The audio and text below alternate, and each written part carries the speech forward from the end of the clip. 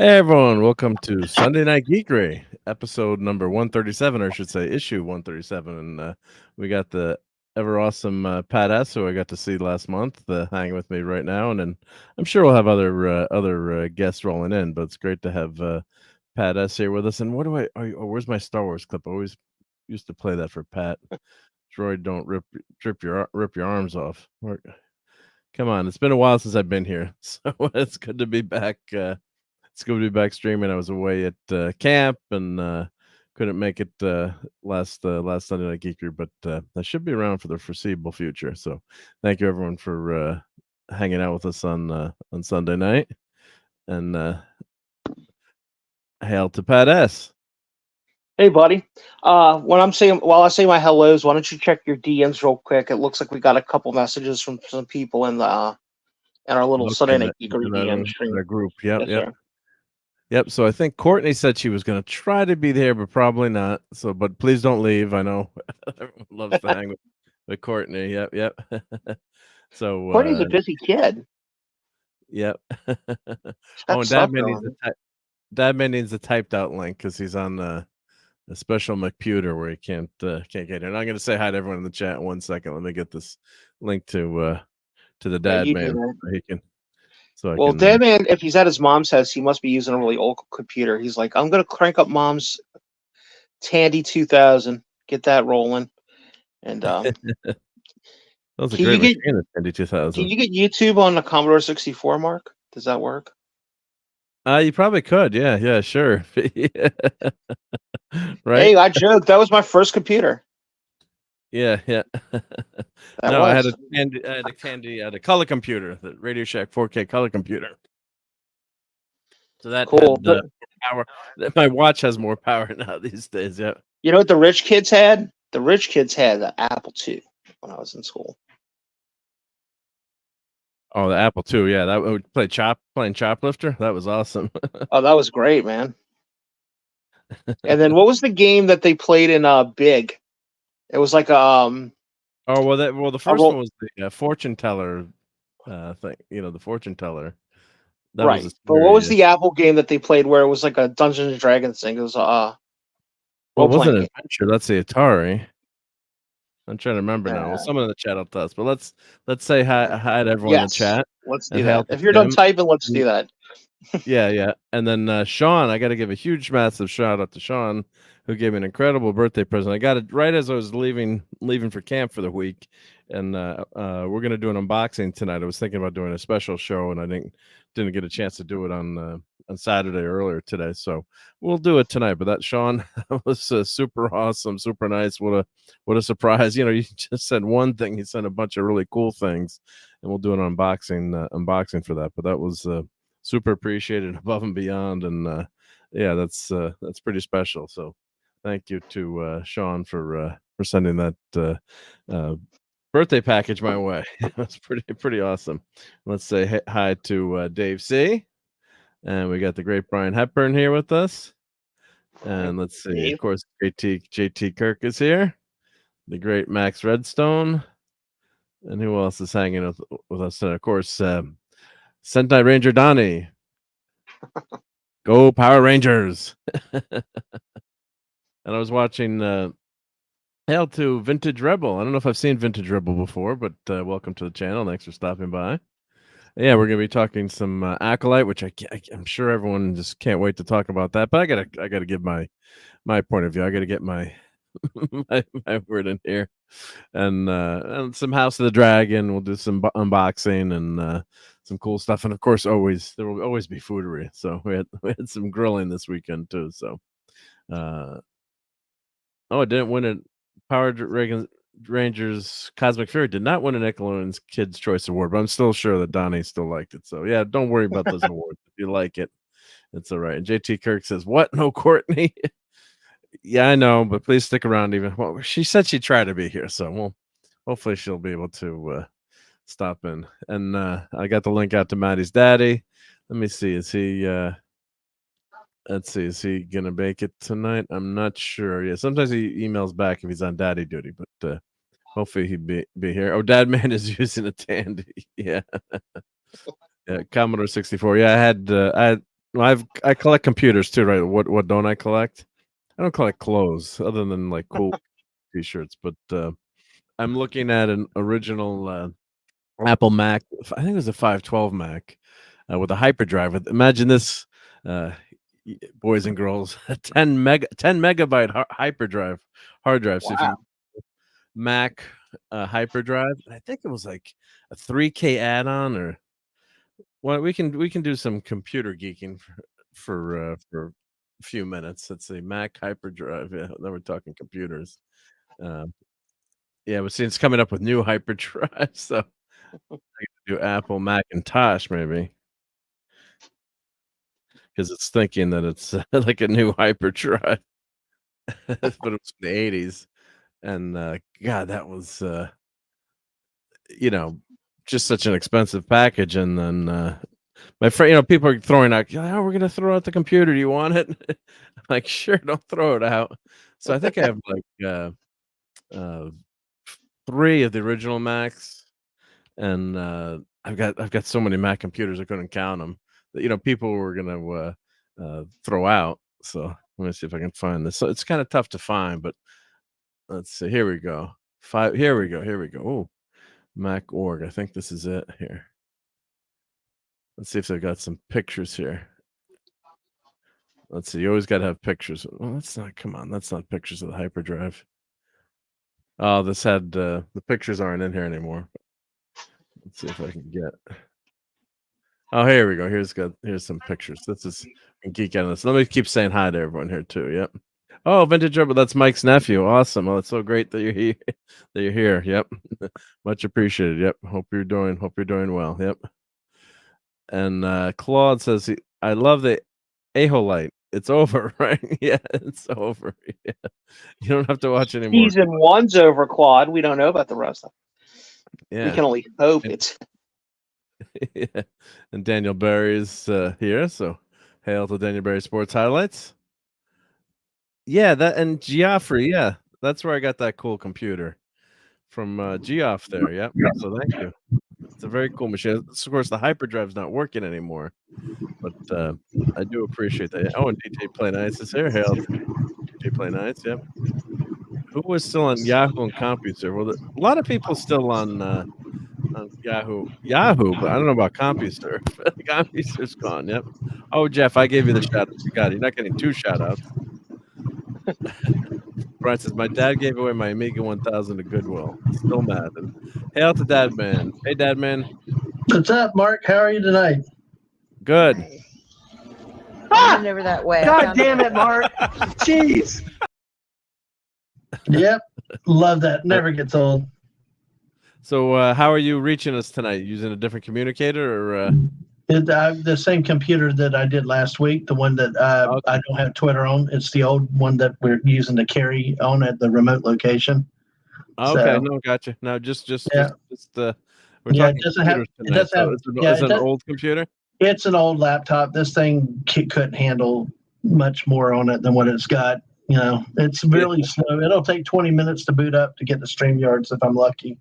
That's why I have to start it early. I started early, but it functions. That's all. Unless somebody wants to donate $1,000 to the Mrs. Ko-Fi account to get us another new computer, and that's pretty awesome. Yeah, she was able to use that with the Ko-Fi accounts with donations instead of the monetization. That's the way to donate, right? And it worked. Yeah, she was able to get a laptop, and that's why we can do some remote streams, like in hotel rooms and stuff. Yep. No, that's great. Mm-hmm. Yep. But at this point, if I don't want to buy another computer, so I'm going to limp this sucker as far as I can. Toast. Toast, right? Yep.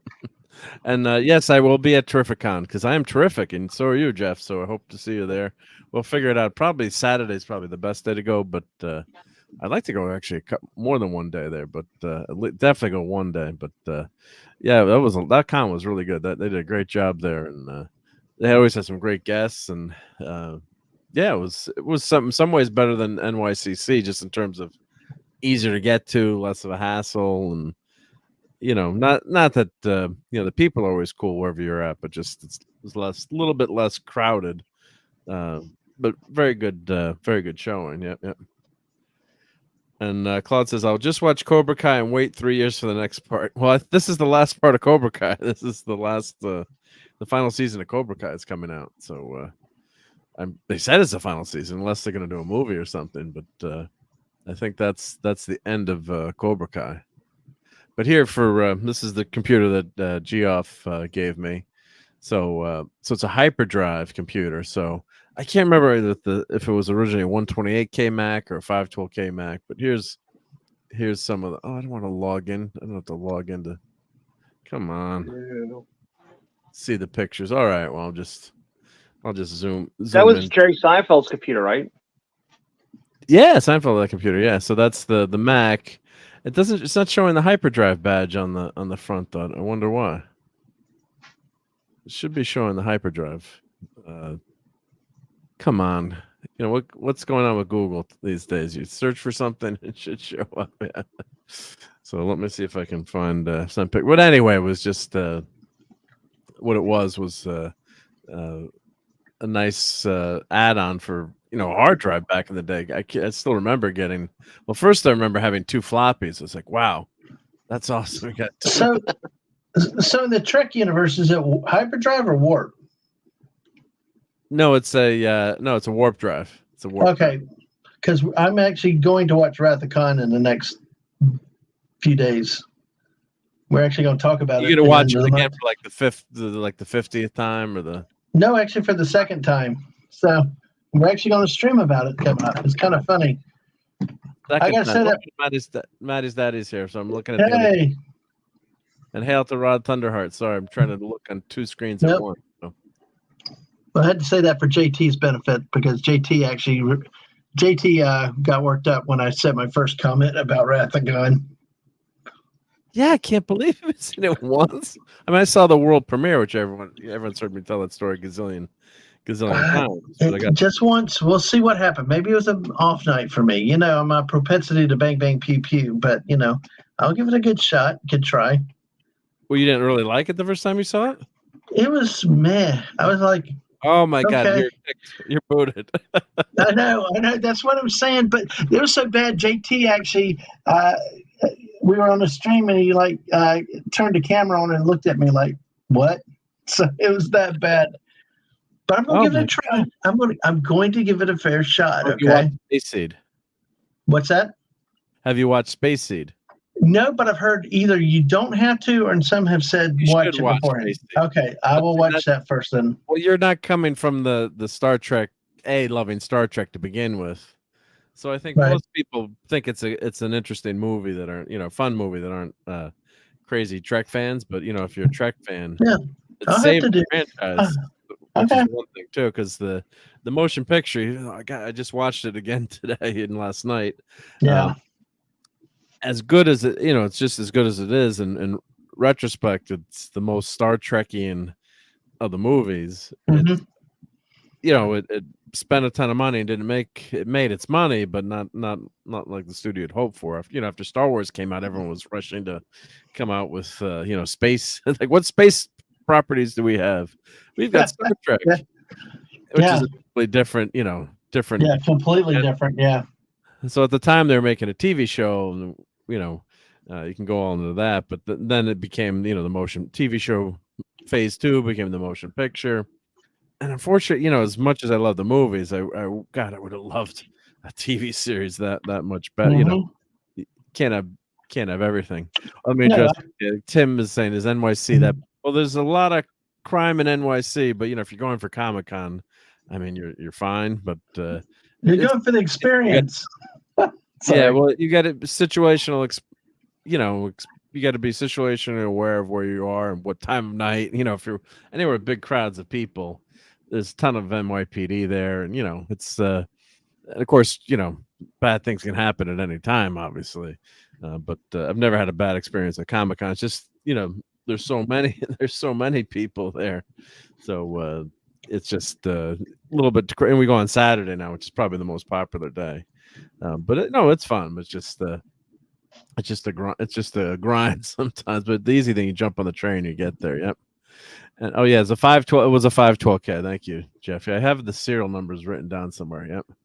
How does the hyperdrive convenience in IBM with OS2 warp? Yeah, it's not going anywhere fast next to that. Yep, that was an alternative operating system that came out. It was Windows compatible by IBM. I did switch one of my computers over to that IBM OS2 warp, and they did have a lot of Star Trek ads with that warp. And yeah, it was okay. It was a good operating system, but just the compatibility that's tough. So here's the hyperdrive. That's the hyperdrive. So you can't tell, of course, but it was a brilliant add-on inside the computer. So I don't know if they've got one that is showing it. And unfortunately, the hyperdrive stopped working. So Jeff, I think the warranty is out on that one, but I think the capacitors go. So I found a video. I can't show a video here, but I think this video here is showing it. The guy put it back. I'm going to pause it, but I think he puts the hyperdrive back together. So he gets it to work. So I was watching this. He redoes all the capacitors, and just an amazing video, and he gets it to working. And so you take that for granted. Just there's the hyperdrive. They figured out how to look how big that hard drive is back there. That's 10. This one I think is 10 megabytes. So now I'm gonna put the link in so everyone go follow this video. Yeah, but that was crazy, insane engineering. Yep. Yeah, because you didn't have you were stuck with floppies back then. So yeah, it's just amazing work. I remember watching this video. I'm like, I wish I had these skills to take it apart and actually get it to work. And let me sub on this channel. Yep. So that's Adrian's Digital Basement. So Adrian's got some really cool old school stuff. So, but he fixed that hyperdrive. Yeah. So pretty amazing. Yeah. Mark wanted one of those when he was in middle school. His dad's like, no, I have a word machine. It's a typewriter. It's a typewriter. Dad comes in with an IBM selector. Yeah. The rollerball. Well, little known thing on the IBM Selectric, we don't usually do politics here. Well, I guess something big did happen politically today, I guess. So Joe is gone now. So God bless Joe Biden. I'll be nice. But yeah, we don't do politics here. But so wait, what happened? What happened? Yeah, Joe Biden is not running for president next year. Yeah. The Cobra Kai is out. Oh, I haven't even started it yet. Oh God, yeah, it's what happens when you're away at camp. Oh yeah, the boys are watching the next round. Yeah. Yeah. And Rod says, "Hail to the third guy on the panel." Can't see his name, so that would be Dadman. And Rod. Hey, Rod. Good to see you. Yeah, it disappears when you're bringing comments up too. Yeah, but Rod, how are you, dude? And hail to Brogu. How's it going, Brogu? Let me catch up with the chat here. Yeah. Which version of the director's cut is the one? Oh, which is the one that you like the director's cut? The director's cut of Khan doesn't add much to it. I think this is really minor scenes. It's the biggest difference is obviously the motion picture with the Robert Wise director's cut that we all did videos on with Clobber Times and Raquel. We did a watch party, then we talked about it if you want to look that one up. But that was probably the most major difference. There's minor stuff between the con version. So but I just, if I can get it in 4K, I did buy that one in 4K. Yeah, so that one's out in 4K. The one they really need to fix is Star Trek 5, and someone was doing some fan work on showing how you could redo the special effects, which were terrible in Star Trek 5. No, that movie's divisive, but a lot of it is just the movie's really hurt too by the subpar special effects. So I wish they would do a director's cut. William Shatner had asked to do it, and they said no. But today too, with the technology, it's got to keep getting cheaper and cheaper in terms of digital effects to fix things. So yeah, it's something we hope we get, and God bless William Shatner's still with us to get it done too if they wanted to. But famously the scene from Galaxy Quest at the end of Galaxy Quest with the rock monster fight in that one. That was supposed to be the original ending of Star Trek V, but they didn't have the money or the budget or the CGI capabilities to do that rock creature. So that's why that creature is at the end of Galaxy Quest. It's an homage to Star Trek V, which is one of the better Star Trek movies in my opinion. Yeah. So I was always joking if God bless clobbering times, and we're not doing Saturday Night Star Trek unfortunately. But I was joking with him and Raquel, like it's gonna be 7:35 and a half. I'm like, it's like half of a Star Trek movie. Yeah. So yeah. So which one? There were 6 movies. The last one was what? The Undiscovered Country. Yeah, there were 6 Okay. cast. Generations is number 7 with P. Hard, and I despise Generations. I really What at all. I liked the last. I liked 6. I mean, it's probably stupid to a lot of people, but it was one I could get into, but more than the others. Yeah, I did. I did like that one.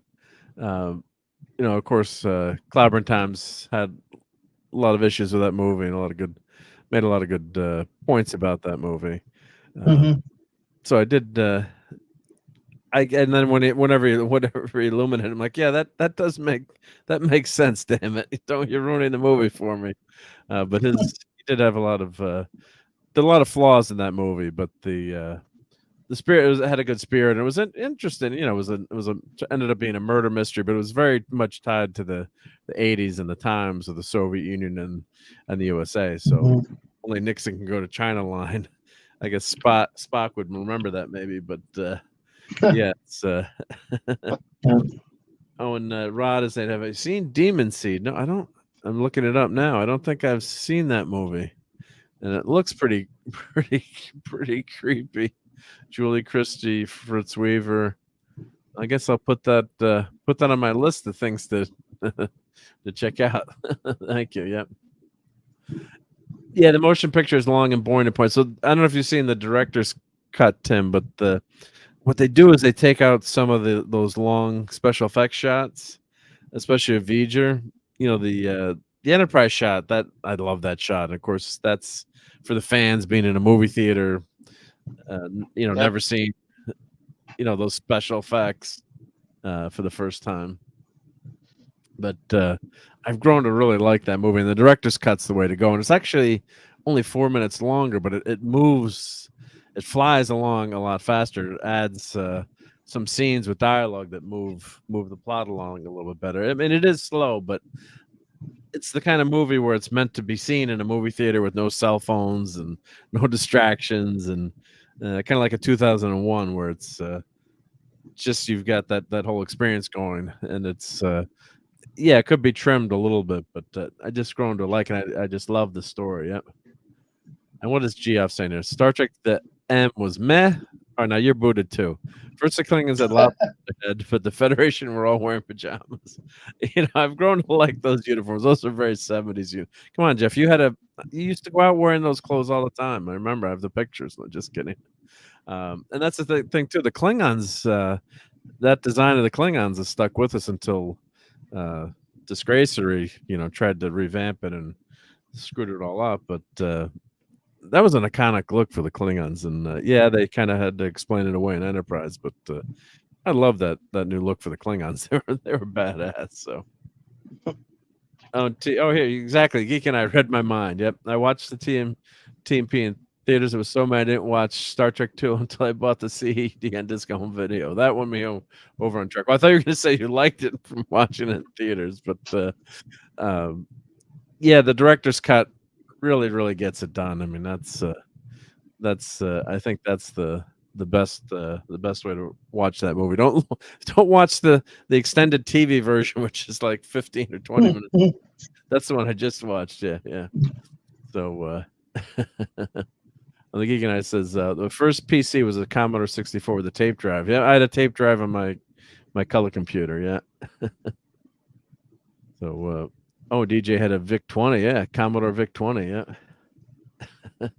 Generations where Counselor Campbell gets to fly the ship for the first time and crashes it right away. Yep. So yeah, it's TMP is a great movie, but yeah, it's an acquired taste. I'll admit it. Yeah, I'm not gonna say it's for everyone, but if you're a Star Trek fan, it can. I think it aged pretty well, especially that director's cut, and got all the special not new special. Well, yeah, there are some new special effects in it, but they clean up the film and the sound. They redid the soundtrack, and getting to see V'ger, what V'ger actually looks like, and how big it is. It's damn impressive, and the movie has a great message too. Just love the messaging of that. And Spock's line about V'ger is searching and searching, and like many of us, doesn't need something but doesn't know what you need, and that's a really what a touching line that is, and how human that line is. We're all searching for some for meaning out there, and V'ger is this as we get more and more into talking about AI and how AI is in the forefront now. But yeah, that's really another movie about AI and artificial intelligence, and that line about finding meaning is just one of the best lines in Star Trek. Yeah, I'm reading from the script. Yeah, simple feeling is beyond comprehension when he grabs Kirk, Spock. And that flip too there where he says Jim. He starts calling Kirk Jim again, and Nimoy is just so brilliant. And it says, this simple feeling, clasping hands is beyond V'ger's comprehension. No meaning, no hope, and Jim, no answers. It's asking question: is this all I am? Is there nothing more? And that's something we all grapple with in life. What's out there? What meaning? Is there a God? Is there not a God? Or is there an afterlife? So, of course, then it ends with the human adventure is just beginning. So, I think it's the most Star Trek movie because, in terms of story, even though people say where V'ger has gone before, similar to the TOS episode, but I mean it's about exploration. 2, 3, and 4 are basically you're gonna watch it with Dad, man, but that's or 2, 3, 4, and it's one movie basically. You've got the Revenge of Khan, but there's not really it's not a Star Trek in terms of exploration or the unknown. 3 is Finding Spock. It's another revenge conflict movie, and then 4 is the Save the Whales one. Save the Whales one, yeah. Okay, all right. So it's so it's a fantastic trilogy. And have that exploration. 5 maybe tries to recapture that, but it's a flawed story. And 6 is a murder mystery. So this movie, really is I think the most Star Trek like kind of like Corbinite maneuver type of movie. Oh yeah. Well, it's gonna be fun. I know for sure. No, it's great stuff, and it had some great quotes in there. Yep. So why don't we show some really cool? Oh, hey, J-Man is here. He says, "I love the motion pictures. My favorite of the films is one of my favorite sci-fi films of all time." Yep. Yeah. So it's it's one of those where it's some love hate, and some people think it's it's all good, but it is slow in parts. I'm not gonna lie on that one. Yeah. Well, I will say I did fall asleep in the motion picture. I didn't fall asleep in Wrath of Khan though. Yeah. So. Did the V'ger reveal was like very I don't know. I shook my head at that one. I should have known. Kind of like the ending of The Village. Yeah. Did did you ever go back and finish TMP, or you've just No. It just was. I remember all the marketing promos for it when I was a kid. But I never got to see it because, like I said, my parents never went to movies or did very rarely back then. But so it's really cool with marketing, and of course they had the poster and all the image with the bald-headed lady. So the character just was. Yeah. I remember all that, but no, because I really didn't see anything in it to hook me to go back to watch it. Wrath-a-Con, I was willing to see with Ricardo Montalban. It had a lot of good stuff in it too. That maybe I just was on the wrong day. Take another shot at it, Yeah. We'll forgive you. We won't. No, I appreciate it. Yes. So here's a line from Spock. I think this is the best line in the movie. Well, in my opinion, I think it's the best line in the movie. Of course, with Nimoy's fantastic delivery too. Yep. It only knows that it needs, Commander, but like so many of us, it does not know what. And we're always searching, right? I mean, that's what makes you human, right? Searching for more, or something better, or being inquisitive, or creating things, or painting, coming with art, or creating, But yeah, it's just a wonderful exposition of the human condition in that movie, contrasted with Spock, who's in the beginning trying to purge himself of all emotion, the colon R, versus V'ger, who's seeking, what's my meaning, why do I exist, and has no emotion till he merges with the Decker unit. So it would have been cool to get a follow-up on that, or something, but we never did get that, or a follow-up on the Corbinite maneuver, with Baylock. God, that would have been very cool to have gotten a follow-up on that episode. So let me hook up my camera here. We're gonna do the unboxing. I should get an unboxing graphic here, but let me switch to my headset headphones, everyone. So bear with me. I'm gonna sound a little. I guess it sounds. I think it sounds. You can hear me now, right? Still. Yep, can hear you. Very good. It sounds different, but you're plenty. You can hear me loud. Yep. Well, here, why don't we start with, since I've got the make fun of Mark's comics segment. Let me start with my comics for the week. Let me change my camera here. There we go. Oh, wrong camera, Mark. Don't show that. Sometimes it helps to turn the camera on. That would be before you show the camera. Let's see. That would help, Yeah. Sometimes it helps. Yeah. Important safety. The age-old IT question: have you turned it on? Have you turned it off? Yeah, right. So here we go. So you can't make fun of this one because this is a good series. So this is Conan here. So I think that's a pretty cool cover. I'm liking that. What do you guys think? You like that one, Pat? Yeah, I like it. Yeah. That's a pretty I'm hearing cool good one, things right? about this one, man. Yeah. So this is good. Yeah. Put the lights on a little bit more there. So you can't make fun of me for that one. All right, and Nope. this one I'm safe for too, because this is very cool cover by Jose Luis Garcia Lopez, who's of course all-time great DC artist, and so this is just artwork. So I ordered this. Usually I don't want to pay the extra $1 because DC charges an extra $1 if you get one of these alternative covers, which is ridiculous. But because of Mr. Garcia Lopez, and this cool artwork, and he did all the Super Friends art, so I grabbed that one. That's classic. All right, so this is technically the first. All right, Amazing Spider-Man #1 annual, the Deathstone Saga Chapter 2. I'm going to say that's not a good cover, but relative to the modern stuff that we get, it's semi-passable. Don't shoot me. Yeah, it's definitely not a good cover, but it's just so much Wow. worse.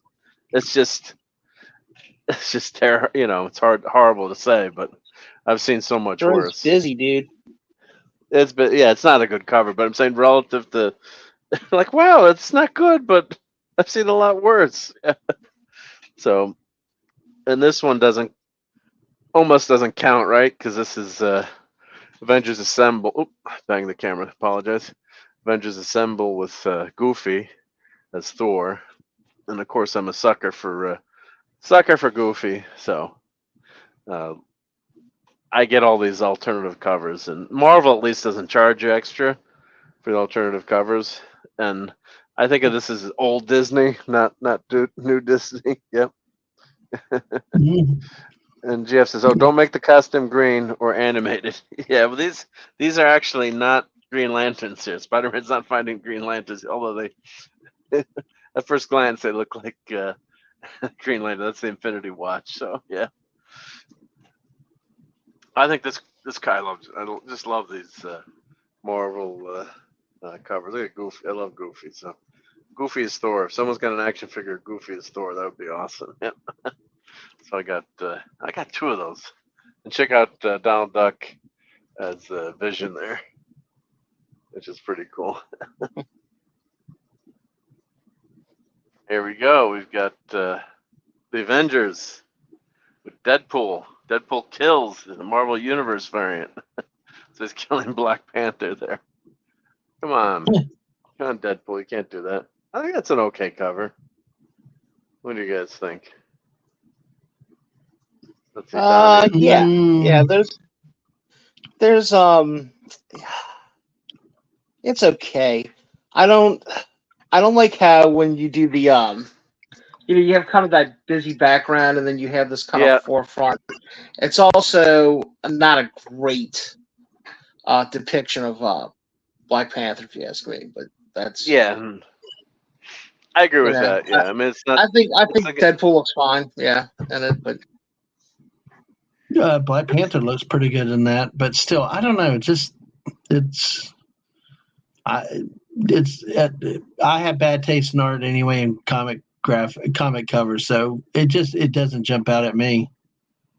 Well, compared to this is an old school. I mean, obviously it's I like Mickey Mouse. I like, but it's so cool the that Mickey is how that Mouse pops. one. Yeah, so that pops. Yeah. Maybe because there's lighter colors involved. Because one of them's light and bright, and the other one's so dark and. Yep. Yeah. Yeah. So you got Minnie as Iron Man in this one. Who's Pluto in this one? What character is that supposed to be? No, Goofy. No, Pluto's a dog. Yeah. And what does that make? Goofy's a dog was like Pluto, but you got Mickey as Cat. But who is that supposed to be? What is Pluto? The dog. What is what character is that supposed to be? Bruce Banner is the Hulk? I don't know. Someone let me know what you think. Dave C, I think, is saying Loki. Loki. That's what I think Dave C is saying in the chat. Thank you, Dave C. Yep.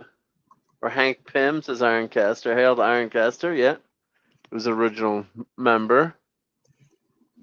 I'm trying to think. Yeah, and who is that there? You got two characters here.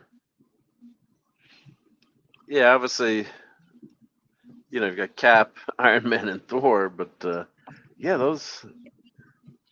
who's Daisy? That's a Daisy there. Who's she supposed to be? Maybe that's Vision and Scarlet Witch. Maybe that's supposed to be Vision and Scarlet Witch. Oh, could be, yeah. Hail, Lenrod. The lack of a background, it makes it stick out, right? Yeah. Donald is Vision.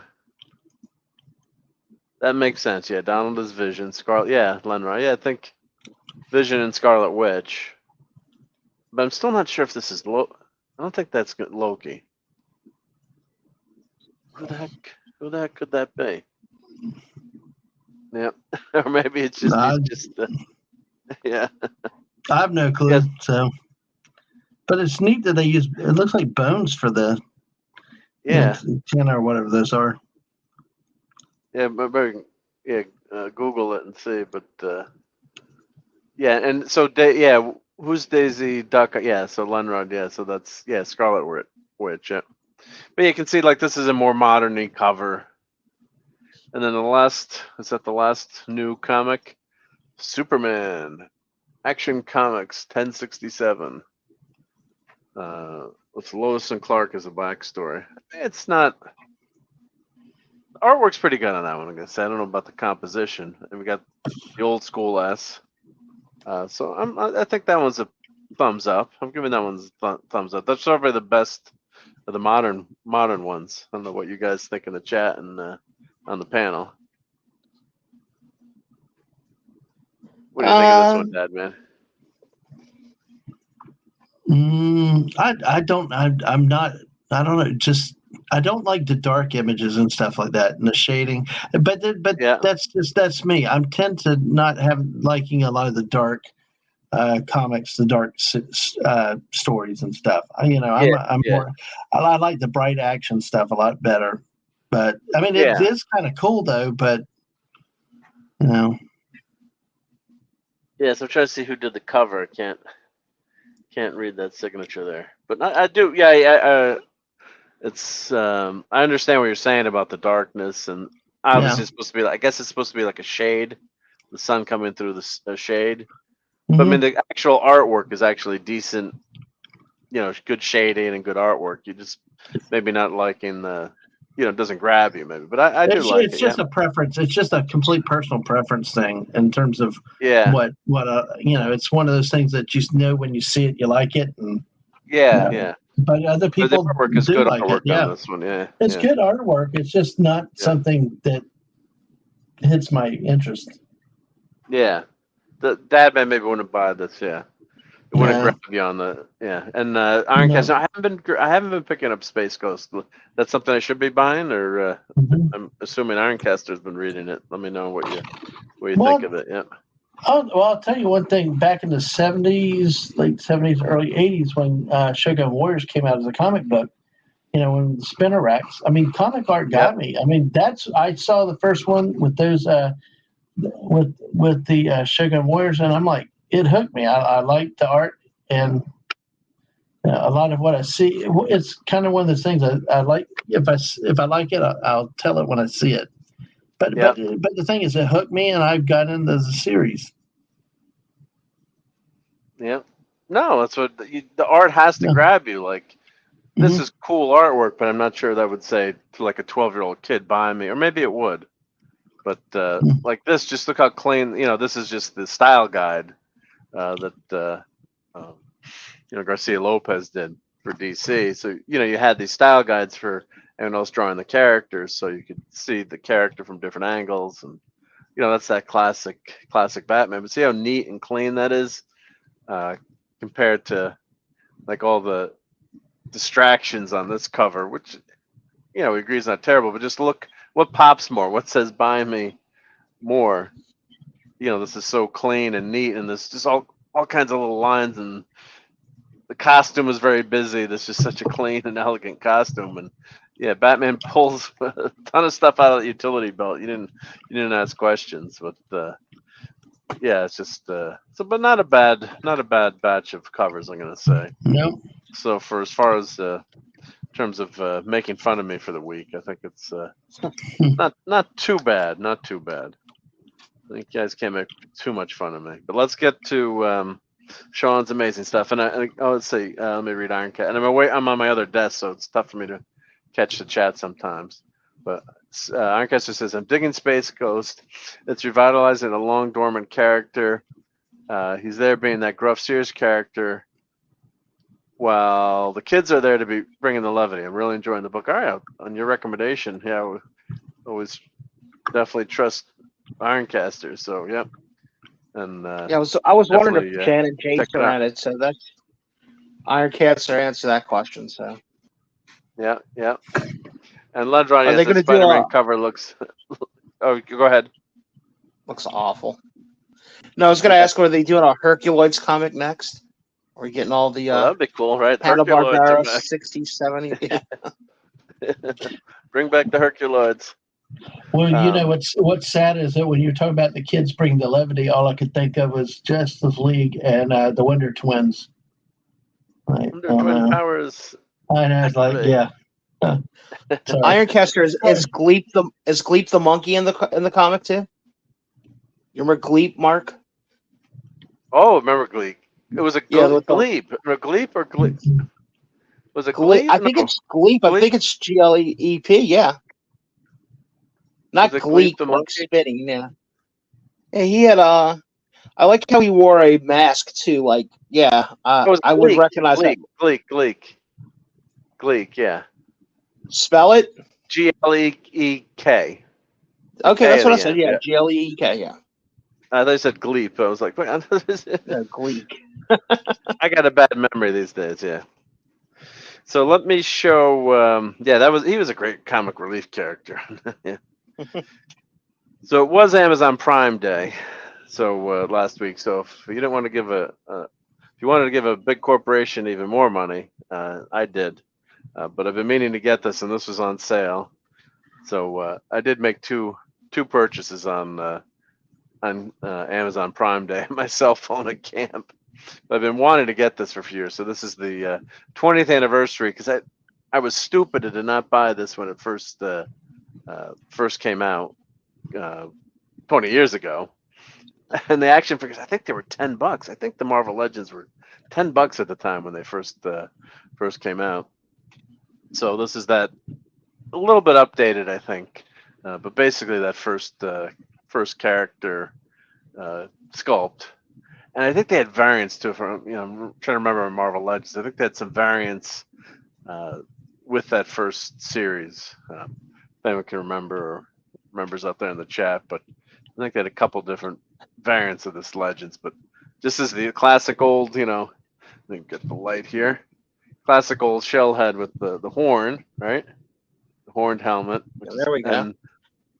And back then when he looked, the armor looked like he was, a bodybuilder, not the new Granov Extremis armor where it's, looks like a robot. So, the chest plate has always been constant, but and it does make more sense for a movie to have, a suit that you get into that's not like liquid metal. Iron Man didn't skip leg day, obviously. Yeah.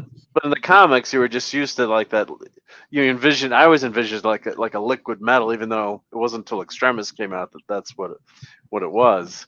I just always, because the damn thing is skin tight. So how does it get into there? But D. Bud Martin's not here to help me with that. But I'm sure D. Bud Martin has bought this figure. So this is a great idea to do the 20th anniversary set. So they had, so on the back here, they said, for 20 years, the Marvel Legends series has brought the iconic characters and storylines of the Marvel Universe to fans worldwide.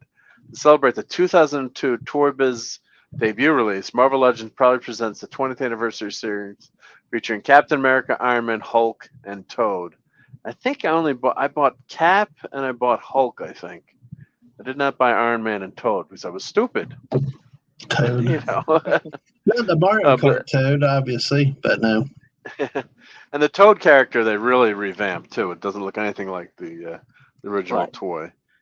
If you've seen the Marvel Legends line, but it's a cool box, and they do have in the background. This was sliding around, but they do have a background that you can flip. So it's it's not an exact duplicate, but it's pretty damn good. So I highly recommend this figure. I don't know if it's still on sale on Amazon, but always check out. I have like a bunch of figures in the cart, and it's like it alerts you.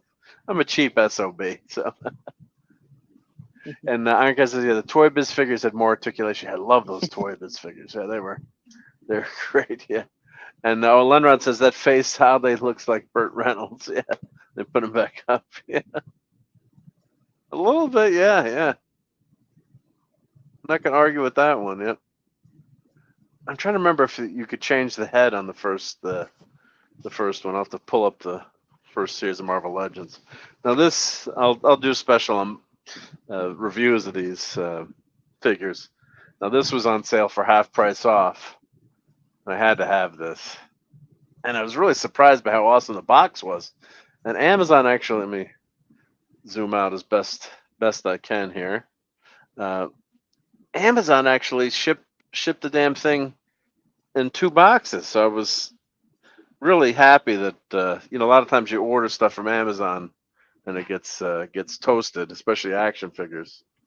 So there's Sydney Sweeney right in the middle there, Julia Carpenter. But I just love, I just love this box. So let me see if I can. The box is like a huge like it's bigger than a big box of cereal, and it's I'll just have to pan and scan. You guys remember those days? So West Coast Avengers, number 60 is the issue here. Let's see if I get the camera a little bit more level. Level this camera up. And yeah, so it's really cool box. I guess you can kind of see the whole extent there. And great, great line, great drawings there. I'm always a sucker for Tigra and Mockingbird. You got Hank Pym there, Silver Centurion, Iron Man. I don't know why I know he's silver. Obviously, that's why I called him Silver Centurion. But it was always an interesting. Like they never said well, I guess they did call him the Gold Iron Man. And Sydney Sweeney there. What's her? Oh, Carpenter. Yeah. How do you not have Sydney Sweeney as Spider-Woman the whole damn movie? My wife actually ended up watching Madam Web. I don't know why. It came up on Netflix. And I guess maybe she thought it was like a girl movie. And she was laughing so hard. She said it was one of the worst movies. Yeah. That's when you know it's bad. Yeah, she was laughing the whole way through. Yeah. Yep. And Ironcaster wound up picking up the Hobbit graphic novel by Chuck Dixon. Oh, that's awesome. Yep. Oh, pan and scan. That brings back memories. Yep. So yeah, I'm gonna do an unboxing of this. But yeah, so it's got all these figures in the box. I'm gonna hold it. Well, I gotta hold it vertical there. So you've got Iron Man, Mockingbird, Spider-Woman, Tigra, and Hank Pym. And here's so this box is really cool. I mean, they did a nice job with this box. Well, Hank Pym looks pretty young. Well, he was young, yeah. Well, but I mean, Michael you're right. Douglas in the movies. It's but then again, no, you're definitely right. Yeah. Well, Mark, I'm going to need to drop. Yeah, so you had to head out. Yeah. So, but I just wanted to say thank you for being here, Dad Man. Yeah. Exactly. Appreciate you being here, and then everyone check out. Well, first of all, check out Mrs. Streams. We don't care about Dad Man Streams. Right. Exactly. Right? Yeah. Yep. Exactly. I gotta add her to my list there. I mean, she's listed, but I have to add her to my Stream Elements bot. So haven't been gonna head back in there and edit. You do it like how do you do that? It's like when you start your channel, you figuring all these things out, and I don't remember how to do that. So everyone go watch Mrs. with her dose of positivity in the morning. Is it 10 a.m. Eastern? It's at 10 a.m. Eastern, Sundays at 1 p.m. and she finally hit the 250 mark. Yay! Awesome! Yay! Way to go, 259. Mrs. So yeah, she's halfway there. But yes, definitely 10 a.m. every day on Tuesdays and Thursdays. She does Lego builds or block builds because they're not all Lego Brown product. So definitely check her out. Building, yeah. But and she must have the watch hours with all the streaming she does, I'm assuming. But one thing at a time. Right, exactly. Yeah, one thing at a time. Subscribers. Mark, Yep. Exactly. So there's Dad Man's channel there. All right. And Pat headed out. I didn't hear Pat head out either, but no, shoot. Well, where did Pat go? I don't know. Where did he go? I didn't want to leave you stranded alone. Maybe his internet went. Yeah. Well, he told me he had to get up. He had to get up early, but. Then I'll stay on. I mean, I can't leave you alone like this, dude. No, you can. If you got to go, you got to go. That's all right. You sure? Because I mean, I hate leaving you stranded by yourself. Pat's back. Yeah. Sometimes the internet gets work, but I know Pat has to get up uber early tomorrow morning too. So. But yeah, I'll be okay if you guys have to head out. Yeah. All right. Okay. Well, anyway, thank you. And Tuesday night we're doing Fortnite with the Divas, the Lady Squad, and of course Thursday Bucky and I are doing our Christmas in July. So, I saw that. That's cool. Are you going to cover any of the new Hallmark ornaments or? No, we're Just still working on Christmassy, just formats. Christmas. We're Yeah, just, yeah. Well, that's especially for the scrapbooker. Apparently, not scrapbookers, but scrapbooker. crafters and all. Scrapbookers start early, folks. They're excited about Yeah. Christmas, homemade gifts Well, and stuff like just that. released So, all their ornaments too, so that's something you might want to look at too. But all right, well, just a thank you suggestion, for- yeah. No, thank you for the idea. All ideas welcome. But hey, thanks, Mark. I'll catch you next time. Take And care. Pat, Yeah, good to see you be too. good. Yeah, Bye, take all. care. Yep.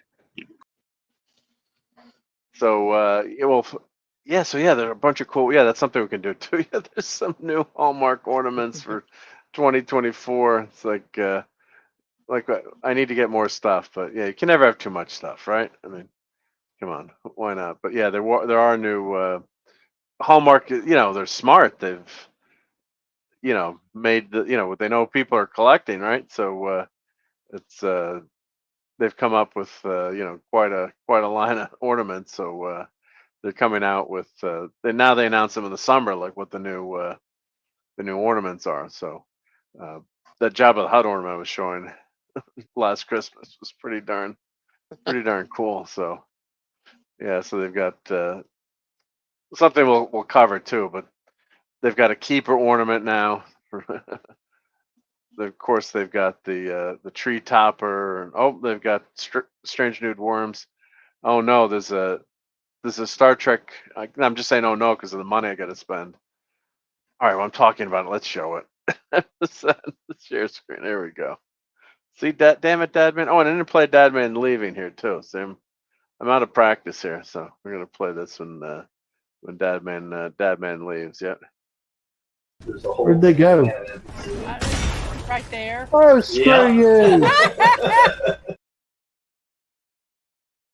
So here we go. We'll cover the new Star Trek ornaments. So let's see here. We've got the keeper, which is a keeper. Gonna have to get that one. That keeper does not talk, I guess, and of course the classic mirror collection, which I'm assuming they're gonna make forever. They must sell Seems it, like, right? yeah, it seems like it, yeah, for sure. So who am I missing? I'm missing McCoy and Chekhov. Okay. I'm looking at my set. So I have McCoy and Chekhov I'm missing. Oh, Ode to Spot. Oh my God, that's going to be pretty cool. Ode to Spot ornament. The tree topper, I know Claude has this. Or Claude, I should say. And Brian says they start off with SDC exclusives and then the winter releases. Yeah. So let's see here. Yeah. Yeah, Hallmark figured out how to market to guys. LOL. Yeah, for sure. Enterprise B. How am I not going to buy? I mean, I have to buy that, right? You cannot Yeah, that's not pretty buy cool. that, right? I mean, I think this looks like a CGI image to me, but yeah, that's a must buy. I don't need to buy Strange New World Nude Worms. Now that's pretty cool ornament unification with Spock.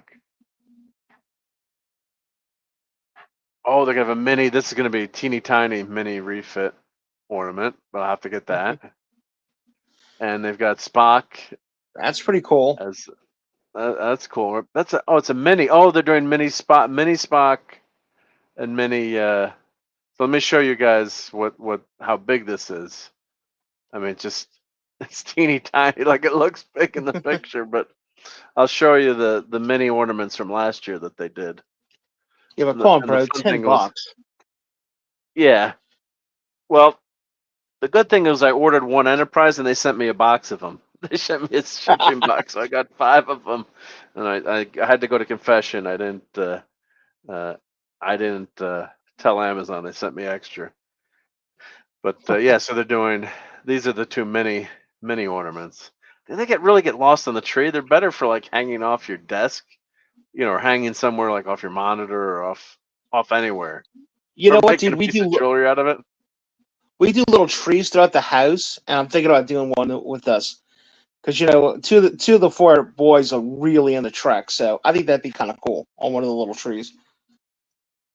Do all white lights on a Yeah. green tree with those, or even a white tree, maybe. Yeah. That'd be really cool. Yeah. Thank you for this, Brian. It says that B is the normal one. The SDC's version has the ribbon damage on it. Did they put that in on Tuesday, or well, that's the famous line in TOS where let me play a few of those. But yeah, where they got the ribbon damage. Nexus ribbon comes in damage, and that's how I thought that. As horrible as it was that they killed off Captain Kirk, I thought that would have been, a way to have him go out as a hero there. Don't tell me. Tuesday. It won't be installed until Tuesday. The medical staff doesn't arrive till Tuesday. Load torpedo bays. Prepare to fire. My command. Captain, we don't have any torpedoes. Don't tell me. Tuesday.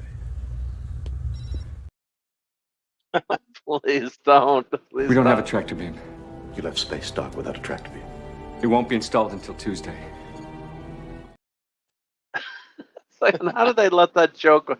I mean, it was just too much of a joke too. They kept going and going. Yeah, here we How go. big is your medical staff?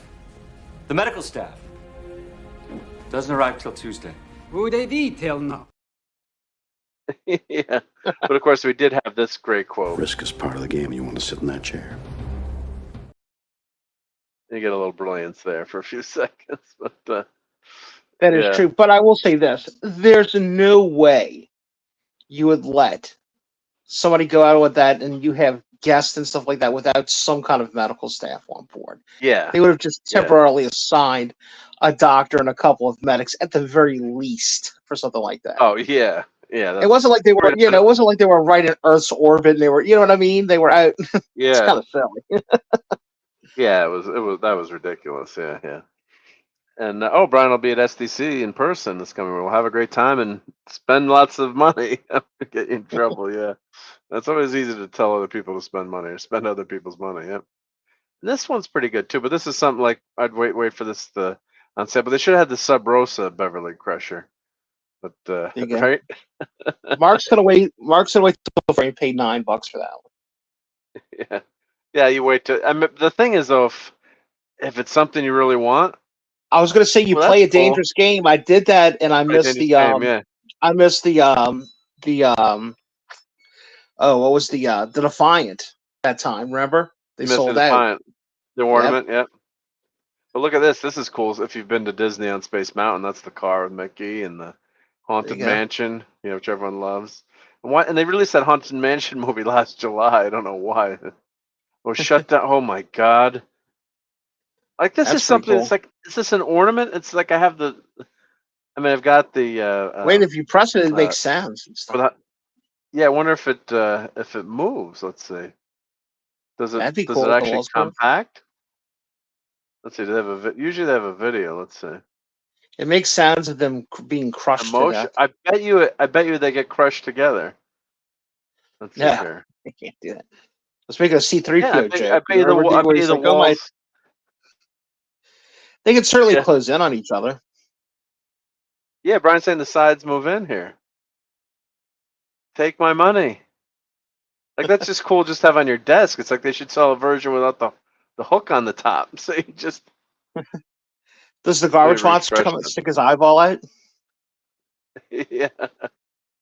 Let's see. Where's the? I thought they had a video there. Yeah, look at TIE Fighter. Oh, $100. Here, let's just do a search for all the Star Wars ones all together.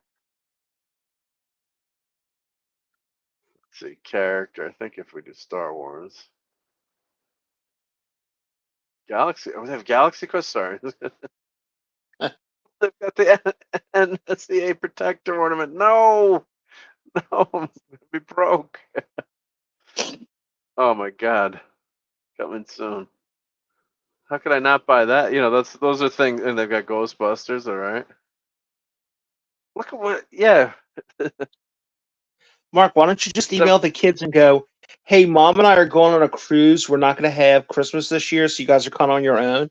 And then just don't tell your wife and use all that money to buy Christmas ornaments. Yeah, I mean, look at how cool that Ghostbusters is. I tried to think of the most innocuous thing from our youth that wouldn't harm anyone. They got Doctor Who. I don't want to click on Doctor Who. Oh, we've got they still got Tom Baker. Look, oh, look at that. All old Who, no new Who. The Well, who Cybermen. would have known? I've got. Who, shocking, and they're still selling Tom Baker. I wonder why. Because maybe they sell a ton of him. There's Yeah, Fortnite. Oh, could be. Dadman Yeah, left. yeah. The same reason they're still making a bunch of Luke Skywalkers and not a not a bunch of Rose Yeah. Ticos. Exactly right. Oh, and by the way, everybody that gives the 12th Doctor a pass, you know what? Applaud to him too. Those episodes were awful. They were. I don't hold awful, that man responsible, but they were just his The companions episodes are were bad. awful. Yeah. The stories are just so bad. Yeah. Let's see here. Well, all right. Well, let's Mark. You always get distracted here. Let's go to Star Wars. We promised everyone Star Wars. Mark's thinking about changing Sunday Night Geekery to ADHD theater. Yeah, ADHD. Yeah. There's 52. There's 52 Star Wars ornaments for the new season. Tells you where the money's at. So, Starfighter Grogu. ornament and stocking hanger. Oh God, with lights and sound. Yeah, we have some really cool stocking hangers. I have to tell the kids to get me one of these. Yeah. Wow. So that's pretty cool. These are Mr. I Hallmark. don't like this. I don't need a Padme. Mini Millennium Falcon. Ooh, that's for Dad, man. Darth Maul. I'm buying that for Dad, man. Sunday night. So, Mandalorian, Qui-Gon Jinn. I already have a Qui-Gon Jinn. They keep reproducing these. Yep. Ahsoka, Sabrine Red Note Pass. How tall does your tree need to be for $52? Yeah, you have to get a separate tree. Yeah. Is that Darth Maul with the fake legs, or no? That's just no. His legs haven't been cut off, I guess. Yeah. Right. Yeah. Oh, Doctor Who's still showing up there. Yeah, there was an Ahsoka ornament for $10 on sale. I didn't buy it. I was like, oh god. You got these silly like Funko Pop type ones. Yeah. Who wants the Obi-Wan Kenobi now? That series was that bad. God. All right, here we go. New keepsake. Got Luke. I've got R2D2 and C3PO. I didn't buy the ones last year, and of course now they're costing a ton of money. But they're doing Luke and Obi-Wan and Darth. Yeah, those are really well done. Those ornaments, I have to say, and they talk to each other. I've got the Star Trek ones, so the sound effects are really really cool. And in musical trees, what says Christmas more than the Death Star on top of your tree? Would you like that, Pat, to have that on your tree? Yeah, that'd be great. That'd be great, right? And then they could blow it up at the end. Yeah, probably Like the guy from the Acolyte said. And then Anakin Skywalker comes in and blows up the Death Star, and I'm like, wait, was that that in Star Wars, or was that in Return of the Jedi? I think you're a little confused there, sir. And he says it with such conviction too, like he's the smartest guy in the room. It's like Anakin Skywalker. I'm like, no. Anakin Skywalker's the guy that Han shot, and he spun off into space. That's Anakin. I know you're confused because they look a lot alike, but yeah. So these are cool. So this is who's gonna spend $134? I think I showed this last year. That's Star Wars Galaxy Musical tabletop decoration with lights. Cad Bane, that cool character we're not buying. Ahsoka not buying. Admiral Thrawn, which is sad. This sounds cool. C3PO and R2D2 Peak Buster ornament with motion activated sound. That could be cool. Funko Pop Leia. Now this is of course the Obi-Wan horrendous show, so forget that. Yeah.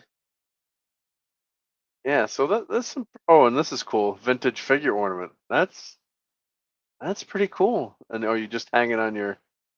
I guess it hangs on the tree like that. Yeah, why not? I guess hopefully it's not cardboard and has like a pretty sturdy background, right? Yeah. It comes with peg Wow. damage from the board Plastic. at Kmart. Yeah. No peg damage on mine. Yep. So there's a pretty good line there. Let's see. Now that we're in here, let's see what. Let's do Marvel. Then we'll do DC, and then we'll do the unboxing. Yep. 27 Marvel. Oh, that's cool. Spider-Man swinging. I do have That a is pretty Spider-Man good. swinging ornament that's kind of like that, but not. I do have like where his webs can attach, but that's kind of cool. Does it light up? It probably doesn't There's light a up. couple of really interesting Spider-Man Christmas stories too, dude. Yeah, that's true too. Yeah. Cool. Wolvie 97. That's cool. I'm liking that. Spider-Man on window. That's not bad, but Deadpool. 85 Years of Marvel. I don't know if I like that one. Funko Pop. By the way, while we're seeing Wolverine here, are you going to be doing a special report right after seeing the Deadpool movie? Oh, definitely. Yeah, definitely. I'm going early. I'm going to the 3:00 show on Thursday, and they actually have some swag that you get if you go to that first Dolby Digital Nice. version. Yeah. Are you going to see it at the AMC? Are you going to buy the $300 Yeah, I'm popcorn bucket? Yeah, I'm gonna get the $300 popcorn bucket. Yeah, if anyone wants an extra popcorn bucket, let me know. I'll send it to you for an extra $50. I guess everyone's gonna buy that popcorn bucket. It's like, yeah. Just realize, guys, whatever money Mark makes, he rolls back into the channel. So That's true. Yeah. it's not like he's using it for awful comic books. He's using it for good show stuff. That's a cool Spidey there. Loki's like some of these are the $10 ornaments of the cheaper quality. They're not terrible, but not great. And some of these are fun, yeah. Oh, you could personalize it. Those are always fun to do. Well, that one's nice. The Marvel logo. Let's see. There's 3 more here. Deadpool. Nothing says Christmas more than Deadpool on your tree, but I like these, that are made up. I have a creche with Charlie Brown, and I put all I've got some like a Spider-Man, ornaments that are Christmas themed, like a Spider-Man. It's a pop, I admit, and some of the Star Wars characters. You guys have seen that picture probably. I would definitely buy this one and this one if I could. Yep. So let's see. Let's do DC. So let's take out Marvel. If Hallmark would like me, send me some to review. Just kidding. There we go. Let's see. Let's do DC. They have a DC Comics. Peanuts Only mini 12. ornament for only $10. Peanuts, Oh, yeah. dude. That animated Joker looks pretty hip. That's pretty cool, right? That's a buy. As long as it doesn't come with Mark Hamill. Yeah, I'd say that's a buy. I'm digging Wonder Woman on the tree and the horse that you can hang from the tree. Yep. That's a pretty good Yeah, not license, bad. yeah. I mean, some of these is like, can you make it without this? Like I keep saying, without the screw in the top? That would be like a great figure. I mean, this is just fun. Funko Pop Batman. I know a lot of people don't like the pops, but sometimes they're fun. But yeah, that's. But the best Batmobile, so that's pretty cool. Yeah. Well, bam, the Batmobile ornament. That's kind of cool. Does it light up? Oh, that's a mini micro. That's small, yeah. 2 inches, yeah. And we've got Peacemaker. Yeah, very non-kid friendly. Oh, mystery Hallmark ornament. Oh, you buy one and you don't know what you're getting, right? Oh, great. They're doing mystery ornaments. Oh, no. Come on. Yeah. So you got to keep buying. Ooh, all right. That's a buy. How much do you weigh? 105 pounds? You don't weigh 105 pounds. That's pretty damn good. Oh, and he's hanging it. You know what they should have done? Damn it. Put the line coming out and hang him from the grappling hook. Yes, that's exactly right. Right? Missed opportunity. Yes, indeed. Come on, guys. Why don't you hire me? Call it the 25th anniversary. Yeah. Excuse Why are you not hiring me, Hallmark? 35th, yeah. 35th. Get Mark on it. yeah, I mean, you gotta I'd probably rig one up like that with the. You Yeah, probably you gotta could. have the grappling hook. Yeah, that's a pretty good likeness too. I mean, that looks like Keaton. That man has some very blue eyes, sir. Well, that's cute. I mean, these are like fun things to buy just to hang up, right? Oh, all right, take my money. Now, see, look, they've got the line, and they're going by the line, and they're hanging, Yep, that makes right? sense. And that would be fun just to hang in your damn room, right? So I could justify that as. Yeah, but I'm gonna ruin it for Yeah. you here, though. Ugh. And I noticed. Is there anything that's a little off-putting for you as far as the figures go? These guys are. Yeah, and it's bugging me right off the bat. Robin's green is way off. The green is off. Yeah, the green is off. Oh You can always man! paint Other than that, it's perfect, and I hate that I noticed that. But maybe If I that ruined this it is for a you out there, I'm preview. sorry, but that green is just really. I don't even know what that is. Because look at Batman. Maddie's daddy's headed out. So good night, Steve. Thanks for hanging. Say hi to Maddie Night, and have a Steve. Night, Maddie. great week. Yep.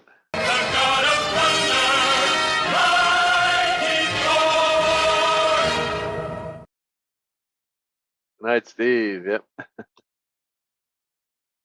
And hopefully you didn't get charged for our rental car down to Baton Rouge. He's gonna check. He thinks it didn't hit the credit card, so we're all splitting the rental car together. But he thinks they didn't charge him. So Wait, really? Like at all? yeah, like at all. Yeah, he's gonna check the credit card. Yeah. Don't say anything, Steve. As many times as they've screwed people I know over, let them eat it. Put that money towards Maddie's college fund, dude. Yeah. And JT says, my 19-year-old points to my one says, Funko Pop and laughs. I think she's a fan, right? Yeah, kids love that stuff, yeah. 8 Michael Burnhams. Can you imagine you get stuck with 8 Michael Burnhams? Yep. Shh, yeah, don't let them know. Yeah, I didn't say their credit card company or the rental car company. Yeah, I don't think they're fans of ours, Steve. I don't think they are. Yeah. We can always go to confession. Yeah. So that's a must buy. DC, let's see, which it's not terrible. Not bad, but I don't know if I'm just so used to Christopher Reeve, but it's not bad, I guess. It's maybe I think the suit should be darker color on the suit to pop with the blue more. Like it should be a black suit or a very dark suit to get that to pop more. Yeah. You could always paint it yourself if you want, if you're a painter, but not that that's easy to do, but well, not bad. Mark, one of my buddies in high school, his side hustle where he made money was he would actually paint the little pewter figures for people. And oh yeah, that's cool. A rich kid who had a bunch of those. Remember the metal base soldiers? And he came to and he's like, "Would you redo all the bases?" D&D or Warhammer? No. These were those ones that came out of that company in Britain, and they had the metal bases, and they were yeah. plastic soldiers. Yeah. But if you played with them, the bases would get all chipped up and everything. So he had this guy, and I think he paid him like you're talking like 1988, 1990, something like that. Had him stuff up and repaint all the bases that exact green. Yeah. So it was a little good side hustle. He's good at it. I can't paint worth a fig personally. One of my best friends, we joke with him. So his dad was a World War II vet, but he'd sold. We joke, you call them lead figures. The Britons. It's Britons is the name of the company.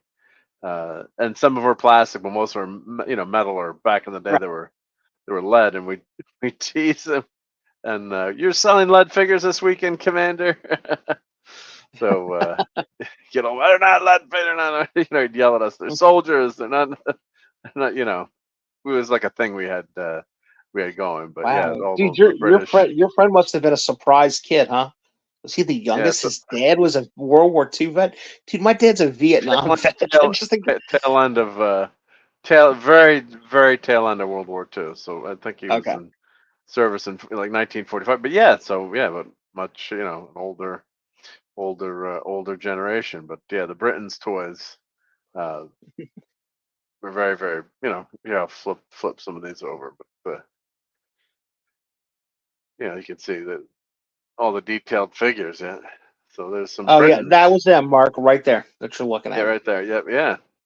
So yeah, you could have people paint them, customize them. Yep, they had all their armies set up as regiments, and you'd buy all the figures. No, it was fun. Yeah. Yeah, you could buy them single sets of 6. Some of the you had special sets, like if it came with a vehicle, you might buy 3 guys or something like that. But they were really neat. Yeah, you generally, unless you were really well off, you'd only get like 1 or 2 at a time.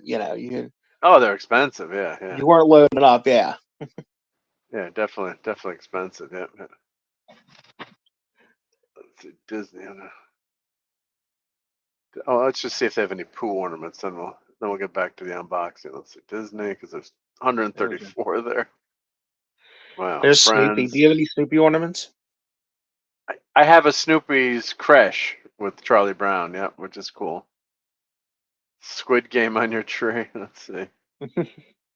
What would it be? Winnie the Pooh? I guess with a W. Do they have any Winnie? Oh, here we go. Winnie the Pooh. There we go. Winnie the Pooh. My name is Eeyore. Oh no. Nobody Eeyore. likes me. From Pooh. I think your Tigger one's your best bet right there.